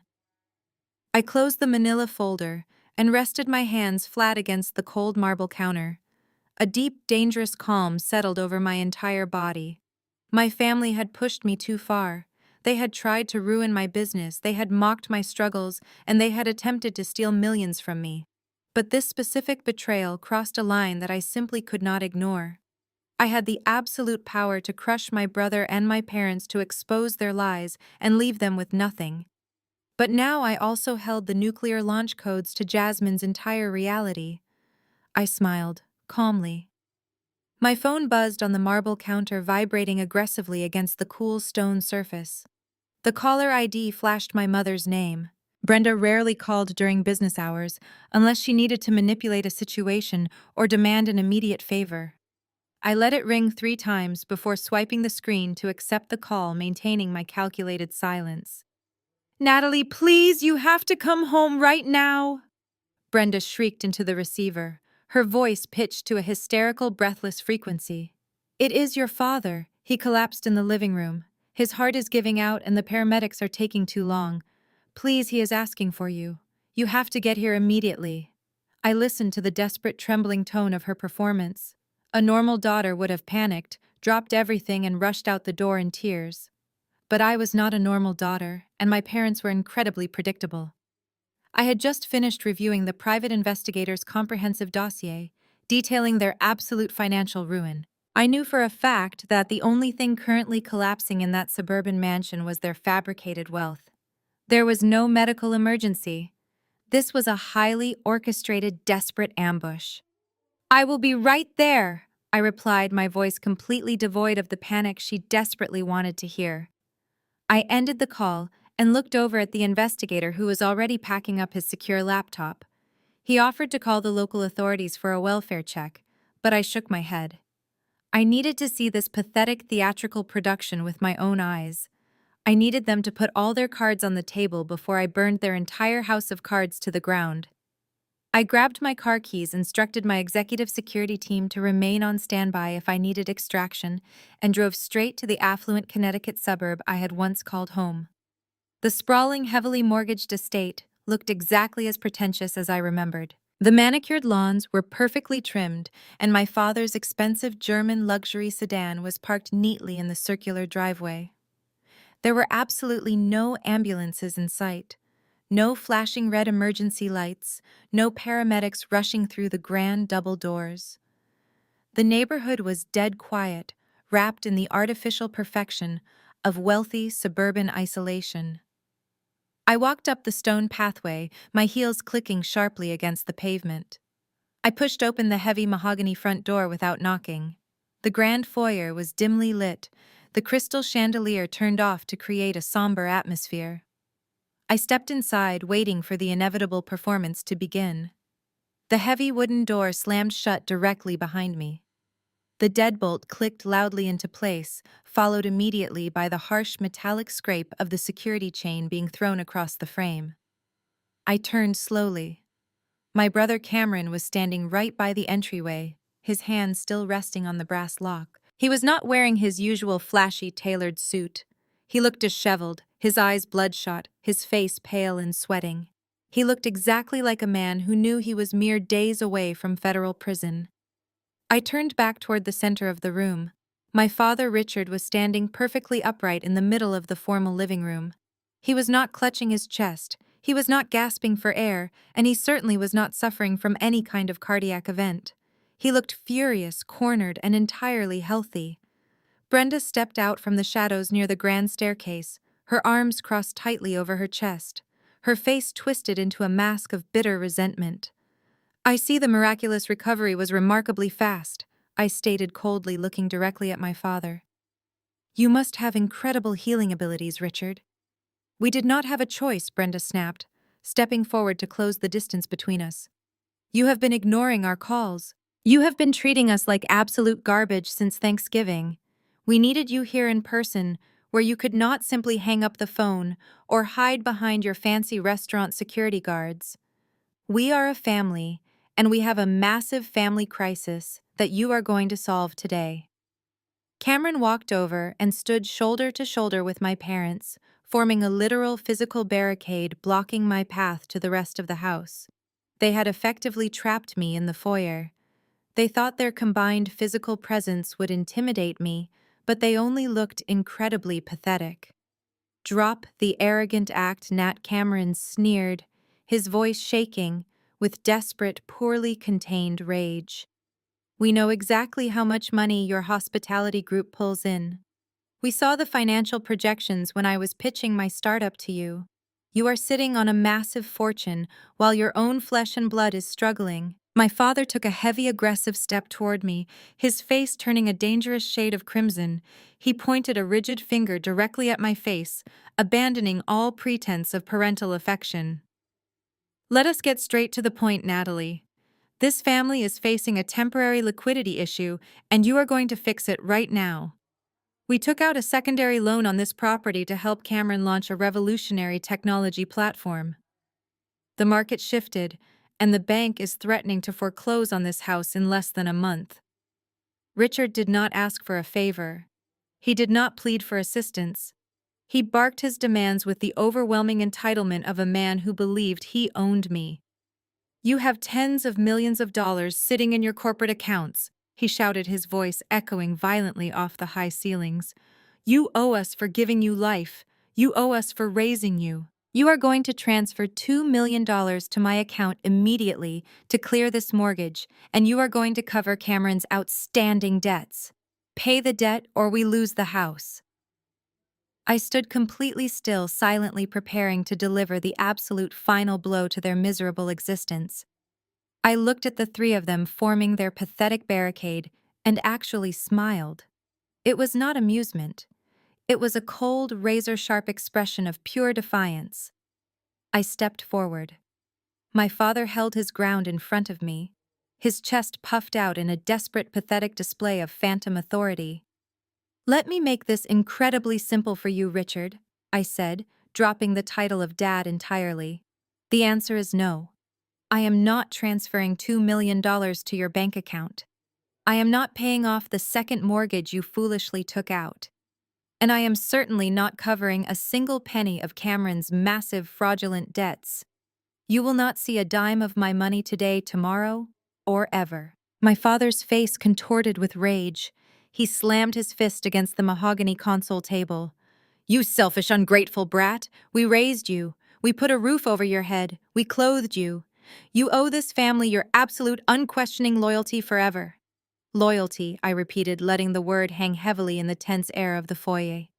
"You want to talk about loyalty? Let us talk about loyalty, Richard. Let us talk about a cold, bitter night in February exactly 15 years ago. Do you remember that night? Because I remember every single agonizing second of it. I remember standing in this exact same foyer, shivering in a thin jacket, while you and Brenda screamed at me. I was 18 years old.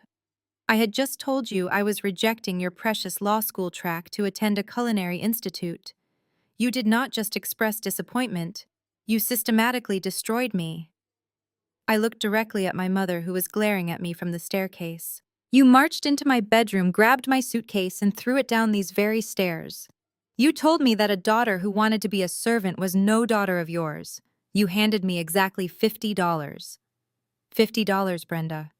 You said that was the exact amount my worthless future was valued at. And then, Richard, you opened that heavy front door, shoved me out into a raging blizzard, and told me I was completely dead to this family. You locked the deadbolt while I stood freezing on the porch, begging to at least stay the night so I would not freeze to death. You turned off the porch light. You left me out there in the ice and snow entirely alone, terrified, and utterly abandoned. You threw your own child away like garbage because I did not fit your incredibly narrow, toxic vision of suburban prestige." My parents remained silent, but their eyes darted nervously. They had successfully repressed that memory, burying it under years of country club dinners and fake holiday cards. But I forced them to look at it now. I survived that blizzard. I continued, my voice gaining volume and power. I slept on freezing floors. I worked consecutive back-to-back shifts until my hands physically bled. I built my entire culinary empire with the same $50 you threw in my face. I owed you absolutely nothing then, and I owe you less than nothing now. I shifted my gaze to my older brother, who was sweating profusely, shifting his weight from foot to foot. "You wanted to protect your golden child," I said, pointing a rigid finger directly at Cameron's chest. "You dumped your entire life savings, your retirement, and your home equity into his hollow, pathetic life. You wanted a tech mogul son so badly that you completely ignored the reality that he is a lazy, incompetent fraud. You continuously enabled his delusions. You funded his endless lies.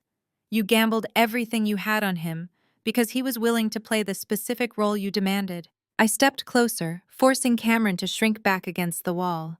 "You bet on the wrong horse," I told them, my voice laced with absolute finality. "You went all in on a complete loser, and now you are experiencing the natural consequences of your own massive stupidity." I turned away from their stunned and utterly horrified faces, feeling a powerful sense of absolute closure. I grabbed the brass handle of the heavy front door, fully intending to unlock the deadbolt and walk out of that toxic house for the very last time. But before I could turn the latch, Brenda lunged forward. She shoved herself aggressively between me and the heavy wooden door, physically blocking my exit. Her face was twisted with a level of pure, unadulterated malice I had never seen before. The fragile mask of the desperate mother vanished completely, replaced by a calculating, vicious predator who refused to lose. She reached directly into her expensive designer cardigan pocket and pulled out her smartphone. "If you walk out that door without transferring the funds, Natalie, I will completely destroy the empire you love so much." Brenda hissed, her eyes burning with toxic fury. She tapped the screen and aggressively shoved the phone right into my face. "Look at it," she commanded. I glanced at the glowing screen. It was an email application preloaded with high-level media contacts. The recipients included the disciplinary committee of the James Beard Foundation and the senior food critics desk at the famous New York Times. The subject line read Urgent Expose on Chef Natalie Adams' Abuse and Elder Neglect. Brenda drafted a highly detailed, entirely fabricated narrative claiming I systematically abused my kitchen staff, enforced racist hiring policies, and financially abandoned my elderly, ailing parents. I have 3 former waitresses from your flagship location willing to verify every single word of this abuse for a small cash payout, Brenda stated, her voice dripping with venom. The press loves a spectacular downfall, Natalie.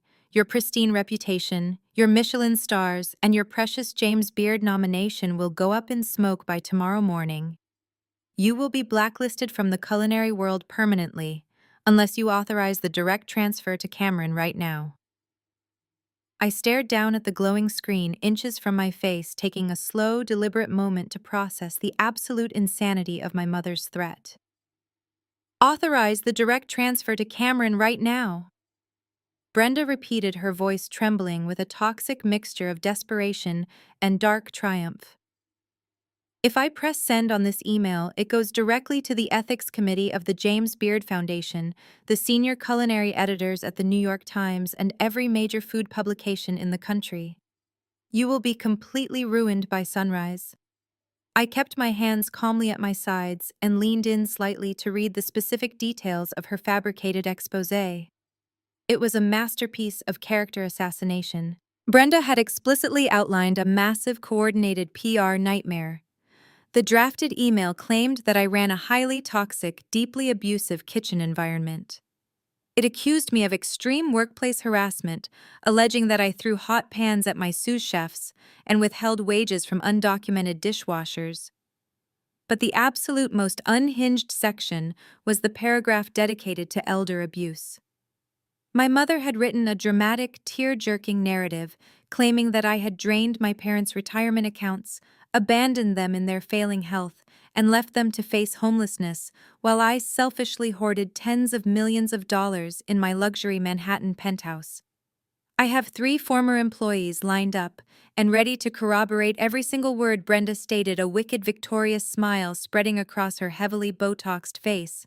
I found the busboys you fired last year. It turns out that people are incredibly willing to sign sworn, legally binding affidavits testifying to your horrific abuse when you offer them $10,000 in cash. They will swear under oath that you are a racist, abusive tyrant. My father stepped up right behind her, crossing his arms over his chest. You built your entire brand on being an ethical, visionary chef, Natalie Richards said, his tone thick with condescension. The restaurant industry is incredibly fragile right now. Cancel culture will tear you apart before you can issue a public denial. Your high society clients will abandon you. Your investors will pull their funding immediately. Your precious Michelin stars and your James Beard Award will be absolute ash by tomorrow morning unless the money is sitting safely in Cameron's account. Cameron let out a loud sigh of relief, believing this filthy blackmail tactic secured his financial rescue. Just make the transfer, Nat, he sneered, expecting the funds to magically appear. You have the liquidity. Just pay the $2 million to clear the mortgage and wire me another $3 million to settle my business debts. $5 million is a tiny drop in the bucket for you, and it guarantees your shiny culinary reputation stays spotless. Think of it as a highly necessary public relations expense. I looked at the 3 of them standing there in the dim light of the grand foyer. They were a pathetic, desperate syndicate of suburban criminals. They truly believed they had backed me into an inescapable corner. They assumed that my public image, my awards, and my critical acclaim were my most vulnerable weak points. They thought I was exactly like them, terrified of public scandal, obsessed with external validation, and willing to pay any price to maintain a pristine social facade. They had absolutely no idea who they were dealing with. I did not panic. I did not scream or beg them to reconsider. I did not attempt to negotiate the price of my own extortion. Instead, a deep, icy calm settled over my entire body. I looked at the glowing phone screen still hovering in front of my face, and then I looked directly into my mother's frantic, malicious eyes. I smiled. It was not a defensive smile.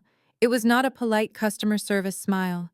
It was a slow, chilling, predatory grin that caused the triumphant sneer on Brenda's face to falter instantly.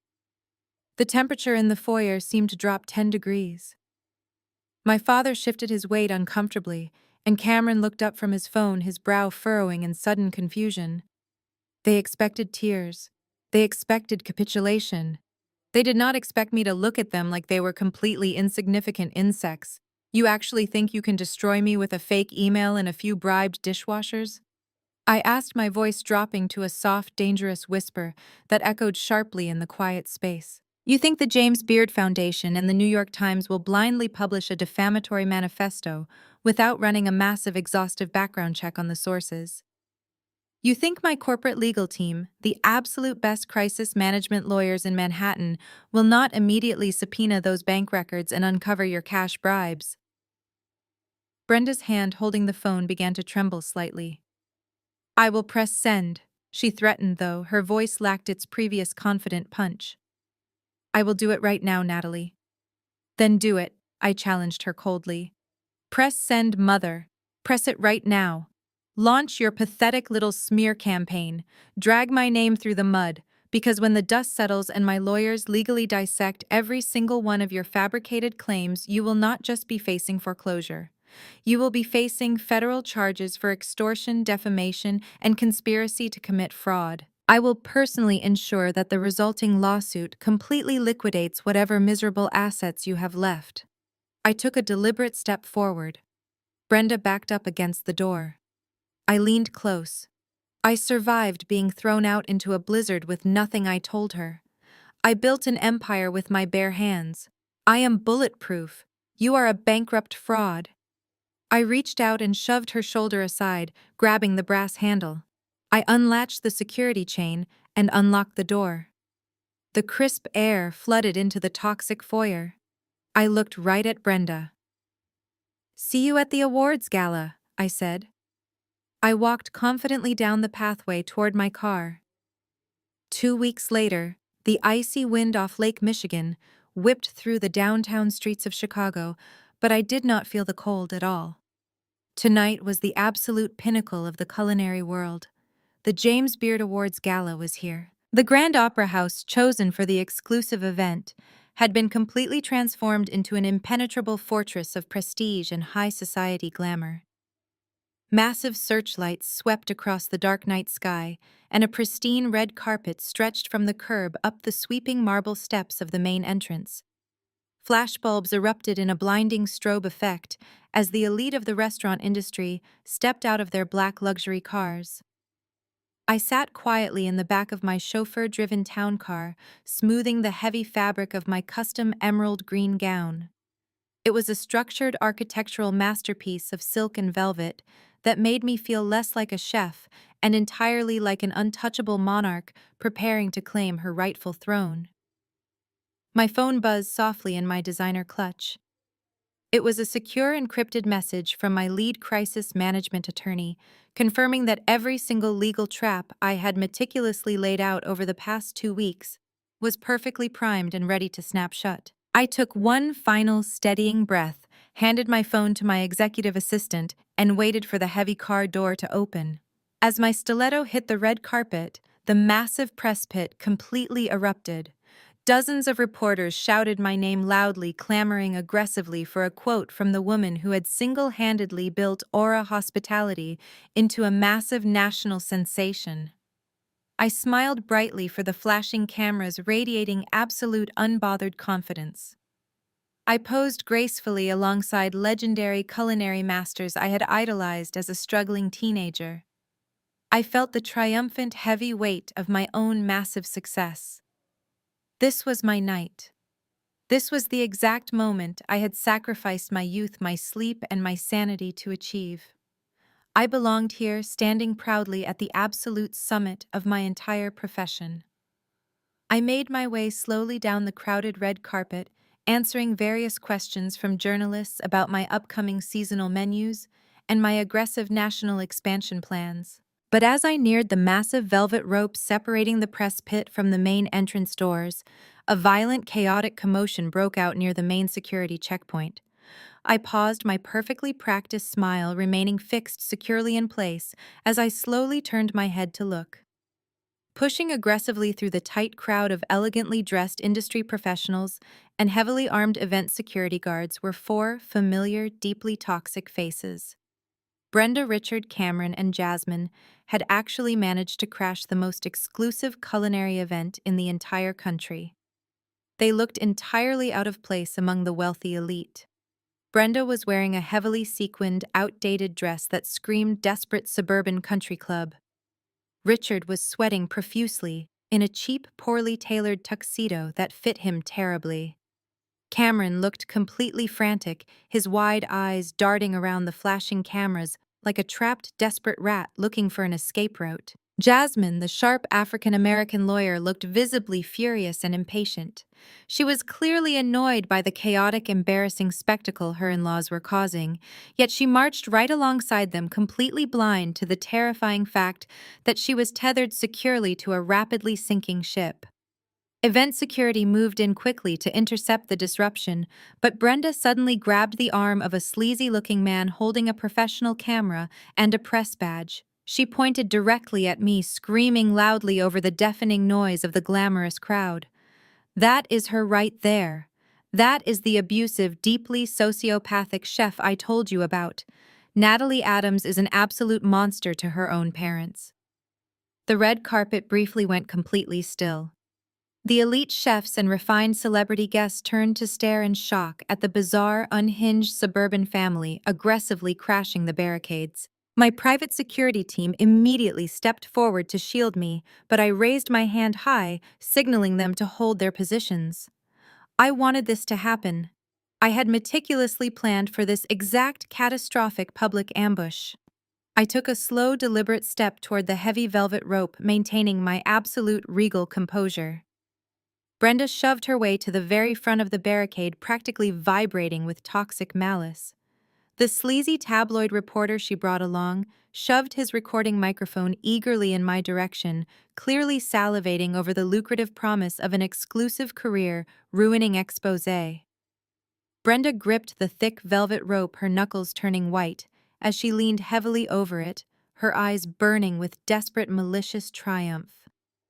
"We gave you 2 entire weeks to wire the massive funds, Natalie," she hissed aggressively, keeping her voice low enough that only I and the immediate press circle could hear the vile venom in her tone. "2 weeks to save our house and cover your brother. But you ignored us. You ignored my emails. You ignored your own family." Richard stepped up beside her, trying to puff out his chest and look intimidating, despite the nervous sweat pouring down his forehead. "We are not playing games anymore," he growled. "This reporter works for an aggressive gossip syndicate. He has the email drafted. He has the sworn fabricated affidavits from your former dishwashers. He has the narrative about how you financially abandoned your elderly parents to hoard millions." Cameron pushed his way forcefully between my parents, his face a mask of pure, desperate panic. "Just transfer the $5 million right now, Nat," he pleaded, holding up his phone to show his empty banking application. "You have the app open on your phone right now. Just authorize the wire transfer to my holding company immediately. If you do not hit send right this second, Mom will absolutely give this sleazy tabloid reporter the green light to publish the incredibly damaging article. Your wealthy investors will completely drop you by midnight tonight without hesitation." Cameron's panicked breath clouded in the freezing Chicago air.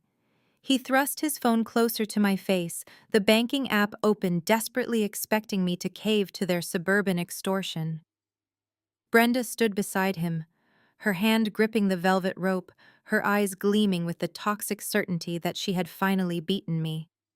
The sleazy tabloid reporter leaned in, his microphone hovering just inches from my mouth, eagerly waiting for my tearful surrender, or an explosive career-ending breakdown. I looked at the $5 million demand glowing brightly on Cameron's screen. I looked at my father's sweating, anxious face. I looked at my mother's malicious, triumphant smile. I did not flinch. I did not reach for my phone. I did not utter a single word of defense or panic. I simply let the silence stretch out, allowing the blinding flashes of the paparazzi cameras to illuminate their profound desperation. Instead of engaging with my parents or my brother, I shifted my gaze completely. I looked right past the three of them, cutting through their chaotic wall of extortion, and locked eyes directly with Jasmine. My sister-in-law was standing just a half step behind them. She had her arms crossed tightly over her elegant designer coat, her sharp features set in a mask of intense irritation. She was a high-powered corporate lawyer, a self-made African-American woman who navigated ruthless boardrooms for a living, and she was clearly embarrassed by the unhinged public spectacle her in-laws were causing on a prestigious red carpet. Yet she stood there silently complicit, entirely convinced that I was the villain holding back her husband's rightful wealth. She genuinely believed she was backing the winning team. Jasmine. I called out, my voice projecting clearly and calmly over the roaring noise of the gala crowd. Step forward right now. Brenda immediately bristled, trying to physically block my line of sight. Do not ignore us, Natalie. We are not playing games. You will make the transfer right now, or this reporter gets everything. I did not even look at my mother. I kept my eyes fixed entirely on Jasmine. Jasmine. I said again, my tone shifting into the cold, authoritative register I used to run my kitchens. Come here right now. Something in my voice must have triggered her professional instincts. Jasmine uncrossed her arms, stepped around my father, and pushed past Cameron to stand directly in front of the velvet barricade.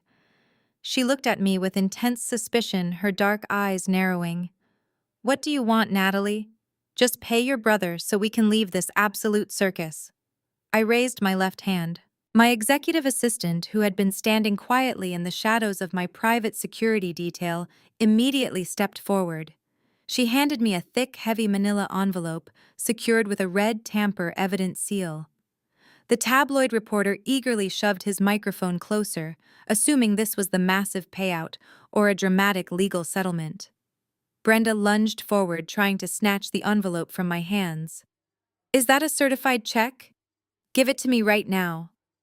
I effortlessly pulled the envelope out of her desperate reach. This is not for you, Mother, I stated with absolute freezing finality. You have absolutely no part in this transaction. I turned my attention back to my sister-in-law. I held the heavy dossier over the velvet rope and pressed it firmly against Jasmine's chest. She instinctively brought her hands up to grab at her flawless acrylic nails gripping the thick paper. She looked down at the sealed package, then back up at me, her sharp legal mind clearly trying to calculate my angle. What is this? Jasmine demanded, her voice dropping to a cautious, guarded whisper. I leaned in slightly, ensuring my words were meant entirely for her. You are a brilliant corporate attorney, Jasmine. I told her, my voice perfectly steady and devoid of all malice. You built an incredible self-made career. You fought for every single thing you have. You are incredibly sharp, but you have been entirely blind to the parasite sleeping in your own bed. Read the first page. Jasmine stared at me for a long, heavy second. She did not look at Cameron. She did not look at my parents. She ripped the red security seal open with a swift, aggressive tear. She pulled out the thick stack of heavily highlighted financial documents, forensic accounting reports, and legal bank logs. As Jasmine flipped open the cover of the dossier, the entire perspective of the red carpet seemed to slow down. The chaotic shouting of the paparazzi faded into a muffled, distant hum. The blinding bursts of the camera flashes felt sluggish and muted. The freezing Chicago wind stopped roaring in my ears. I watched Jasmine's eyes scan the very first page of the elite private investigator's report. It was an executive summary detailing massive, irrefutable wire fraud. Her eyes tracked across the bolded numbers, the offshore routing codes, and the terrifyingly accurate forged signatures. She turned to the second page. These were the direct bank logs from her own personal law firm compensation accounts, the accounts she thought were securely growing her wealth. She saw the catastrophic withdrawals. She saw the massive transfers draining her hard-earned performance bonuses to pay off aggressive creditors for Cameron's bankrupt, non-existent shell companies. Jasmine's breathing completely stopped. The elegant, commanding posture of the fierce corporate lawyer began to fracture. She turned to the third page, and the final devastating blow landed perfectly. It was the detailed transaction history for the secure college trust fund she had recently established for their unborn child. The fund she had proudly seeded with her latest legal victory. The balance printed on the page was zero. She stared at the irrefutable evidence proving that her husband had expertly forged her signature, bypassed her banking security, and completely wiped out their baby's future to cover his own fraudulent gambling and shadow debts. Jasmine froze. Jasmine froze.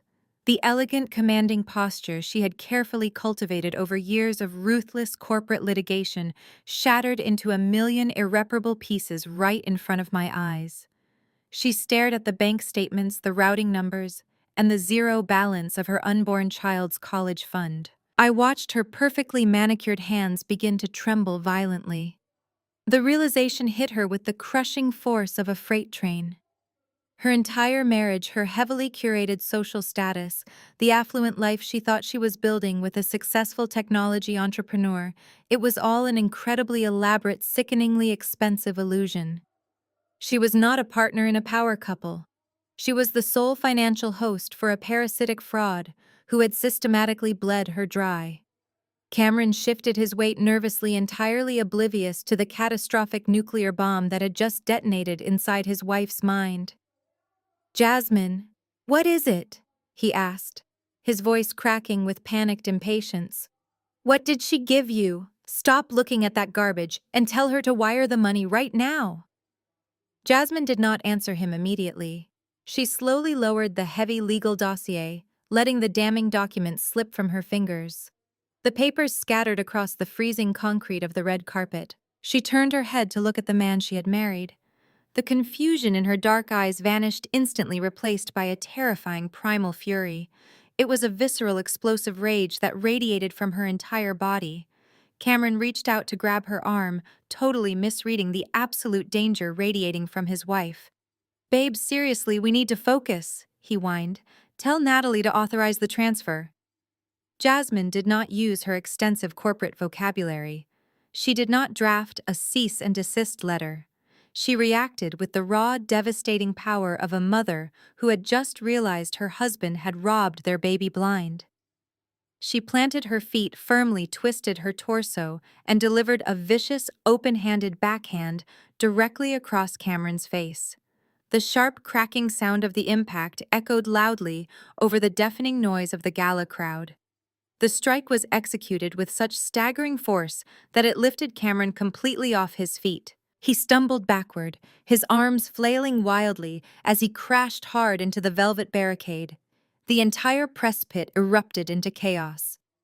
Paparazzi scrambled over each other, their camera flashes firing like strobe lights to capture the explosive suburban meltdown occurring right on the red carpet.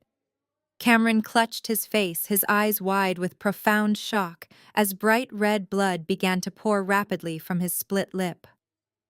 "Jasmine, what the hell is wrong with you?" he screamed, wiping the blood from his mouth with his sleeve.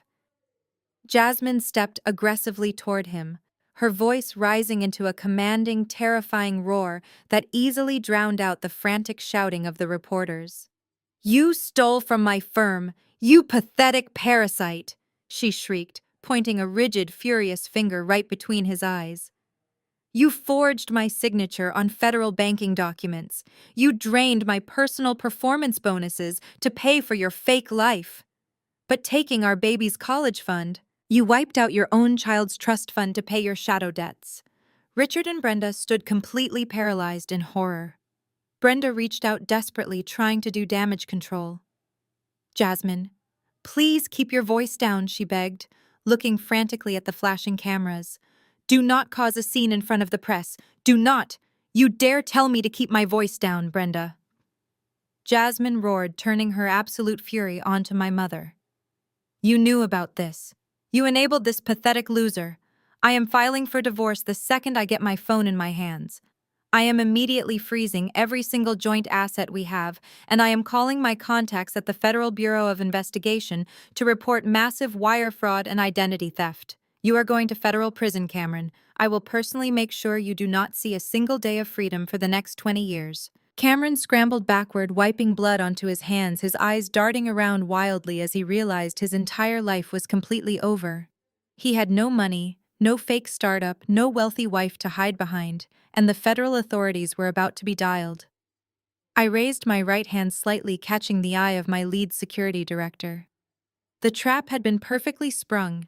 The truth was out, and I was entirely done dealing with their toxic presence. Take the trash out, I instructed my security team calmly. 6 massive, heavily armed security guards immediately surged forward. They breached the velvet ropes with professional military precision. They did not gently ask my family to leave. They aggressively grabbed Richard by the shoulders of his poorly tailored tuxedo, twisting his arms securely behind his back. 2 guards seized Brenda, who began shrieking hysterically as she was physically lifted off the red carpet. The largest guard grabbed the bleeding, sobbing Cameron by his collar, dragging him forcefully away from the press pit. "You cannot do this to us!" Brenda screamed wildly as the guards hauled her toward the dark alleyway reserved for trespassers. "We are your parents. You owe us." The elite chefs and wealthy investors simply watched in stunned, fascinated silence as my deeply toxic family was permanently ejected from the most prestigious night of my life. I stood perfectly still on the red carpet, smoothing the fabric of my emerald gown, completely unbothered by the screaming that faded into the distance. Uncle Vincent strolled effortlessly past the bewildered reporters, looking exceptionally dapper in his custom-tailored tuxedo. He did not look at the alleyway where his sister had just been dragged. He simply turned to me with a warm, incredibly amused smile.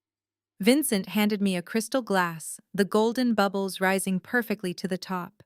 He gently clinked his glass against mine. "Fascinating family we have, isn't it?" he toasted, taking a slow, deep sip. I clinked my crystal glass against his, maintaining eye contact as the flashing cameras completely ignored the dark alleyway where my family had vanished.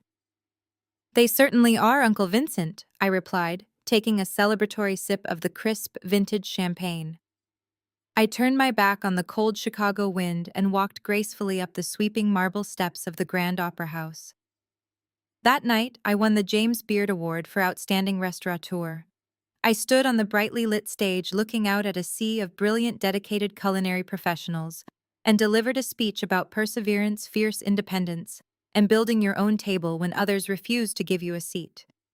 I did not mention my parents. I did not mention my brother. They were entirely erased from my narrative legally and socially excised from my newly cemented legacy. 6 months passed with the swift, ruthless efficiency of the American judicial system. The spectacular red carpet implosion triggered a massive, unavoidable chain reaction of federal investigations and aggressive litigation. The digital dominoes fell exactly as I had meticulously calculated, leaving absolute, unmitigated devastation in their wake. Cameron was the very first to completely collapse under the crushing weight of federal law. Jasmine did not just file for divorce, she executed a flawless, legally devastating scorched earth campaign.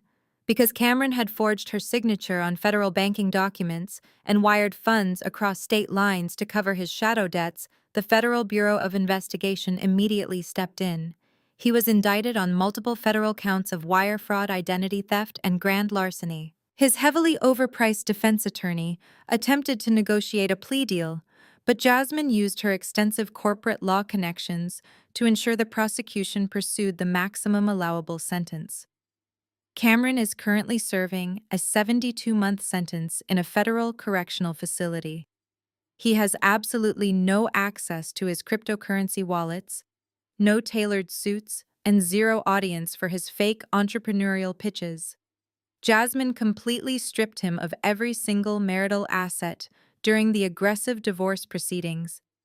She easily retained sole physical and legal custody of their newborn child, ensuring Cameron would never have the opportunity to financially or emotionally manipulate the next generation.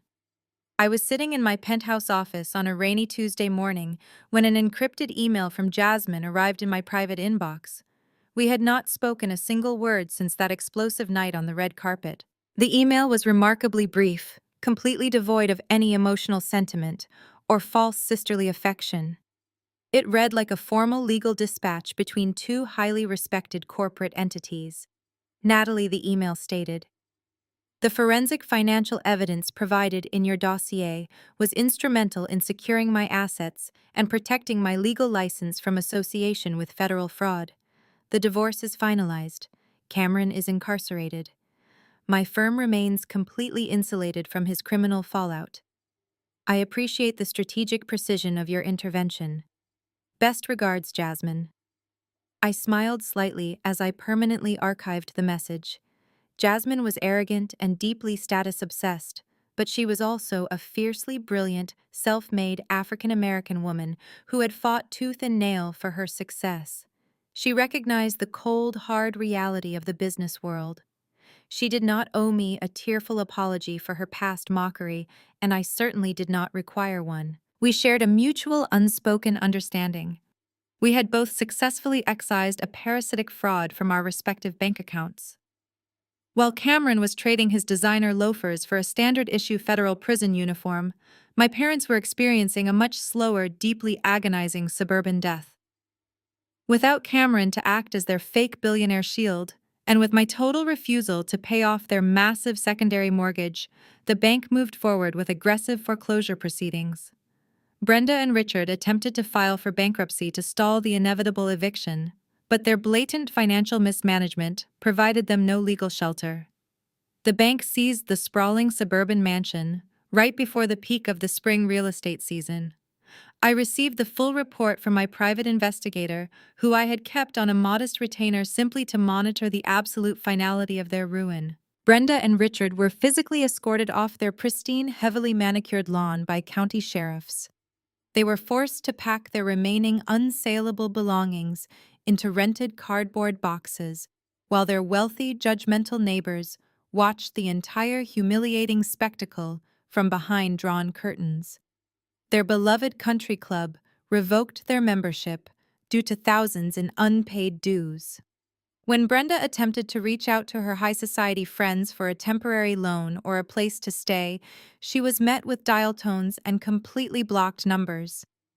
The suburban elite are incredibly quick to sever ties with anyone carrying the stench of financial ruin and federal criminal associations.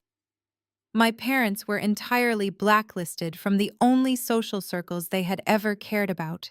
They currently live in a cramped two-bedroom, low-income apartment complex on the far outskirts of town.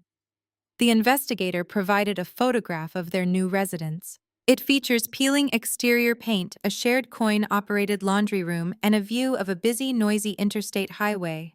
With zero retirement savings, no equity, and massive outstanding legal fees from their failed attempts to protect Cameron, they rely solely on their monthly Social Security checks just to afford basic groceries and utilities. There are no more vintage wine tastings. There are no more catered country club luncheons. Brenda can no longer boast about her highly successful children to her wealthy friends because she has no friends, and her son is a convicted federal felon. She spends her days sitting in a tiny, poorly insulated living room, staring at the blank walls of a cheap apartment she used to mock other people for living in. Richard works a part-time minimum wage job at a local hardware store just to help cover their rising utility bills. Their entire existence has been reduced to a miserable, suffocating reality of sheer survival. While my parents spend their days trapped in a prison of their own making, suffocating under the heavy consequences of their endless arrogance, I am breathing the sweetest air of my entire life. It has been exactly 1 year since the explosive fallout on that freezing Chicago red carpet. Today, the climate is entirely different. The warm, golden afternoon sun is pouring through the massive floor-to-ceiling windows of my brand-new, sprawling flagship location in the heart of downtown Miami. This is Aura Hospitality's 7th official restaurant, and tonight is our highly anticipated grand opening. I am standing alone in the center of my pristine state-of-the-art commercial kitchen before the chaotic dinner service begins. The stainless steel countertops gleam flawlessly under the bright overhead lights.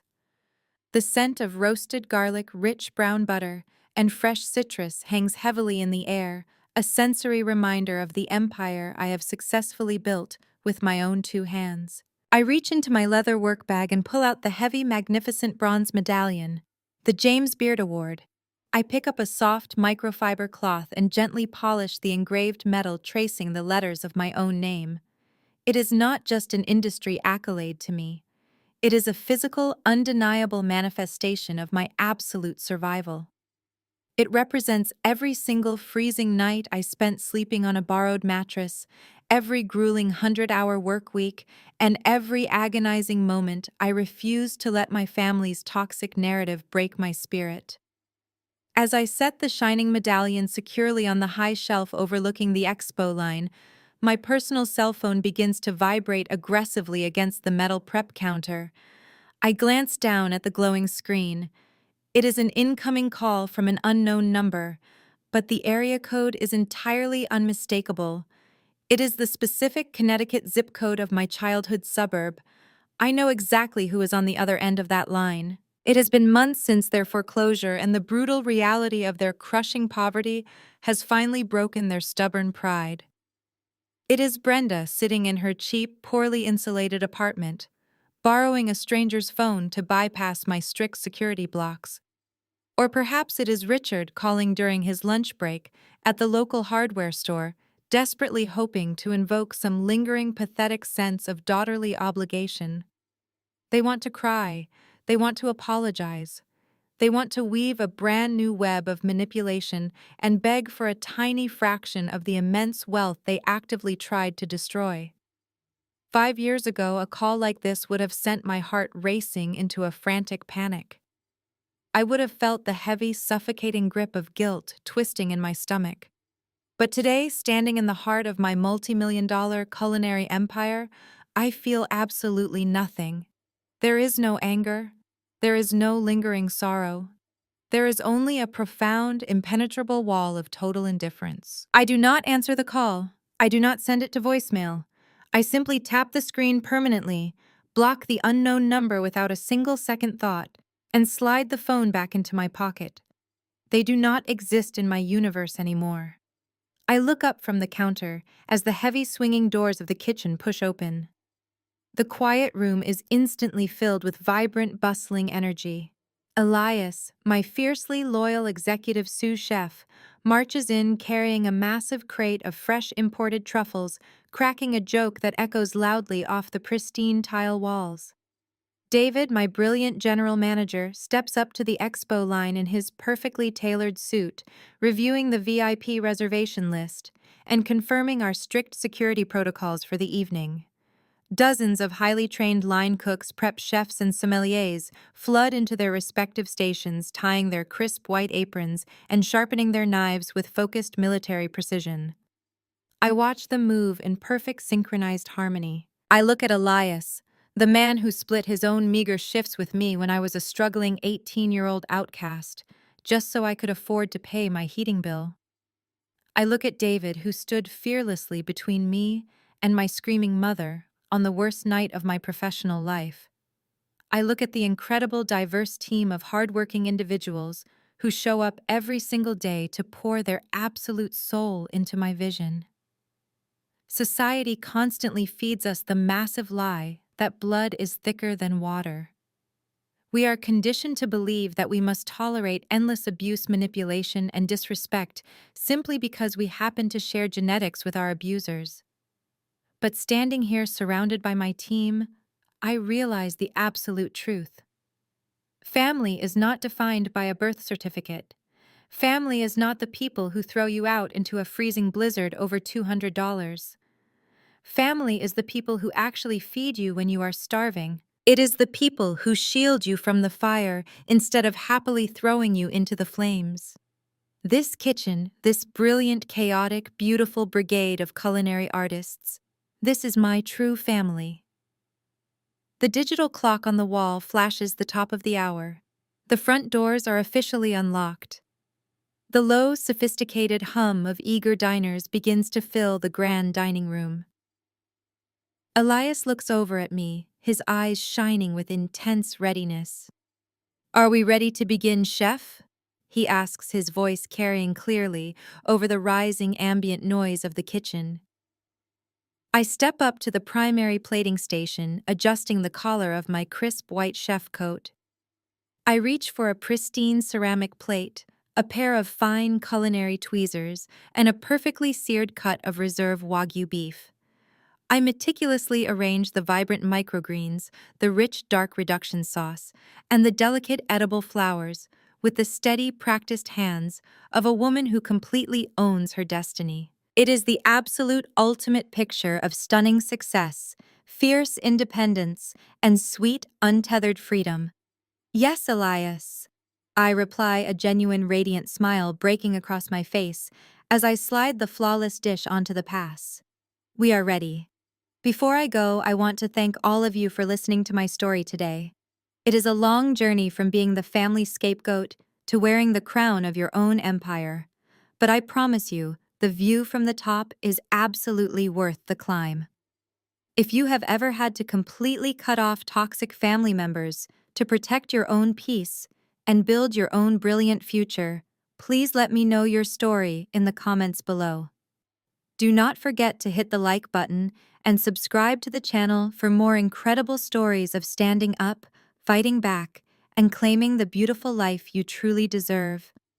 Never let anyone convince you that you are worthless just because they cannot afford your value.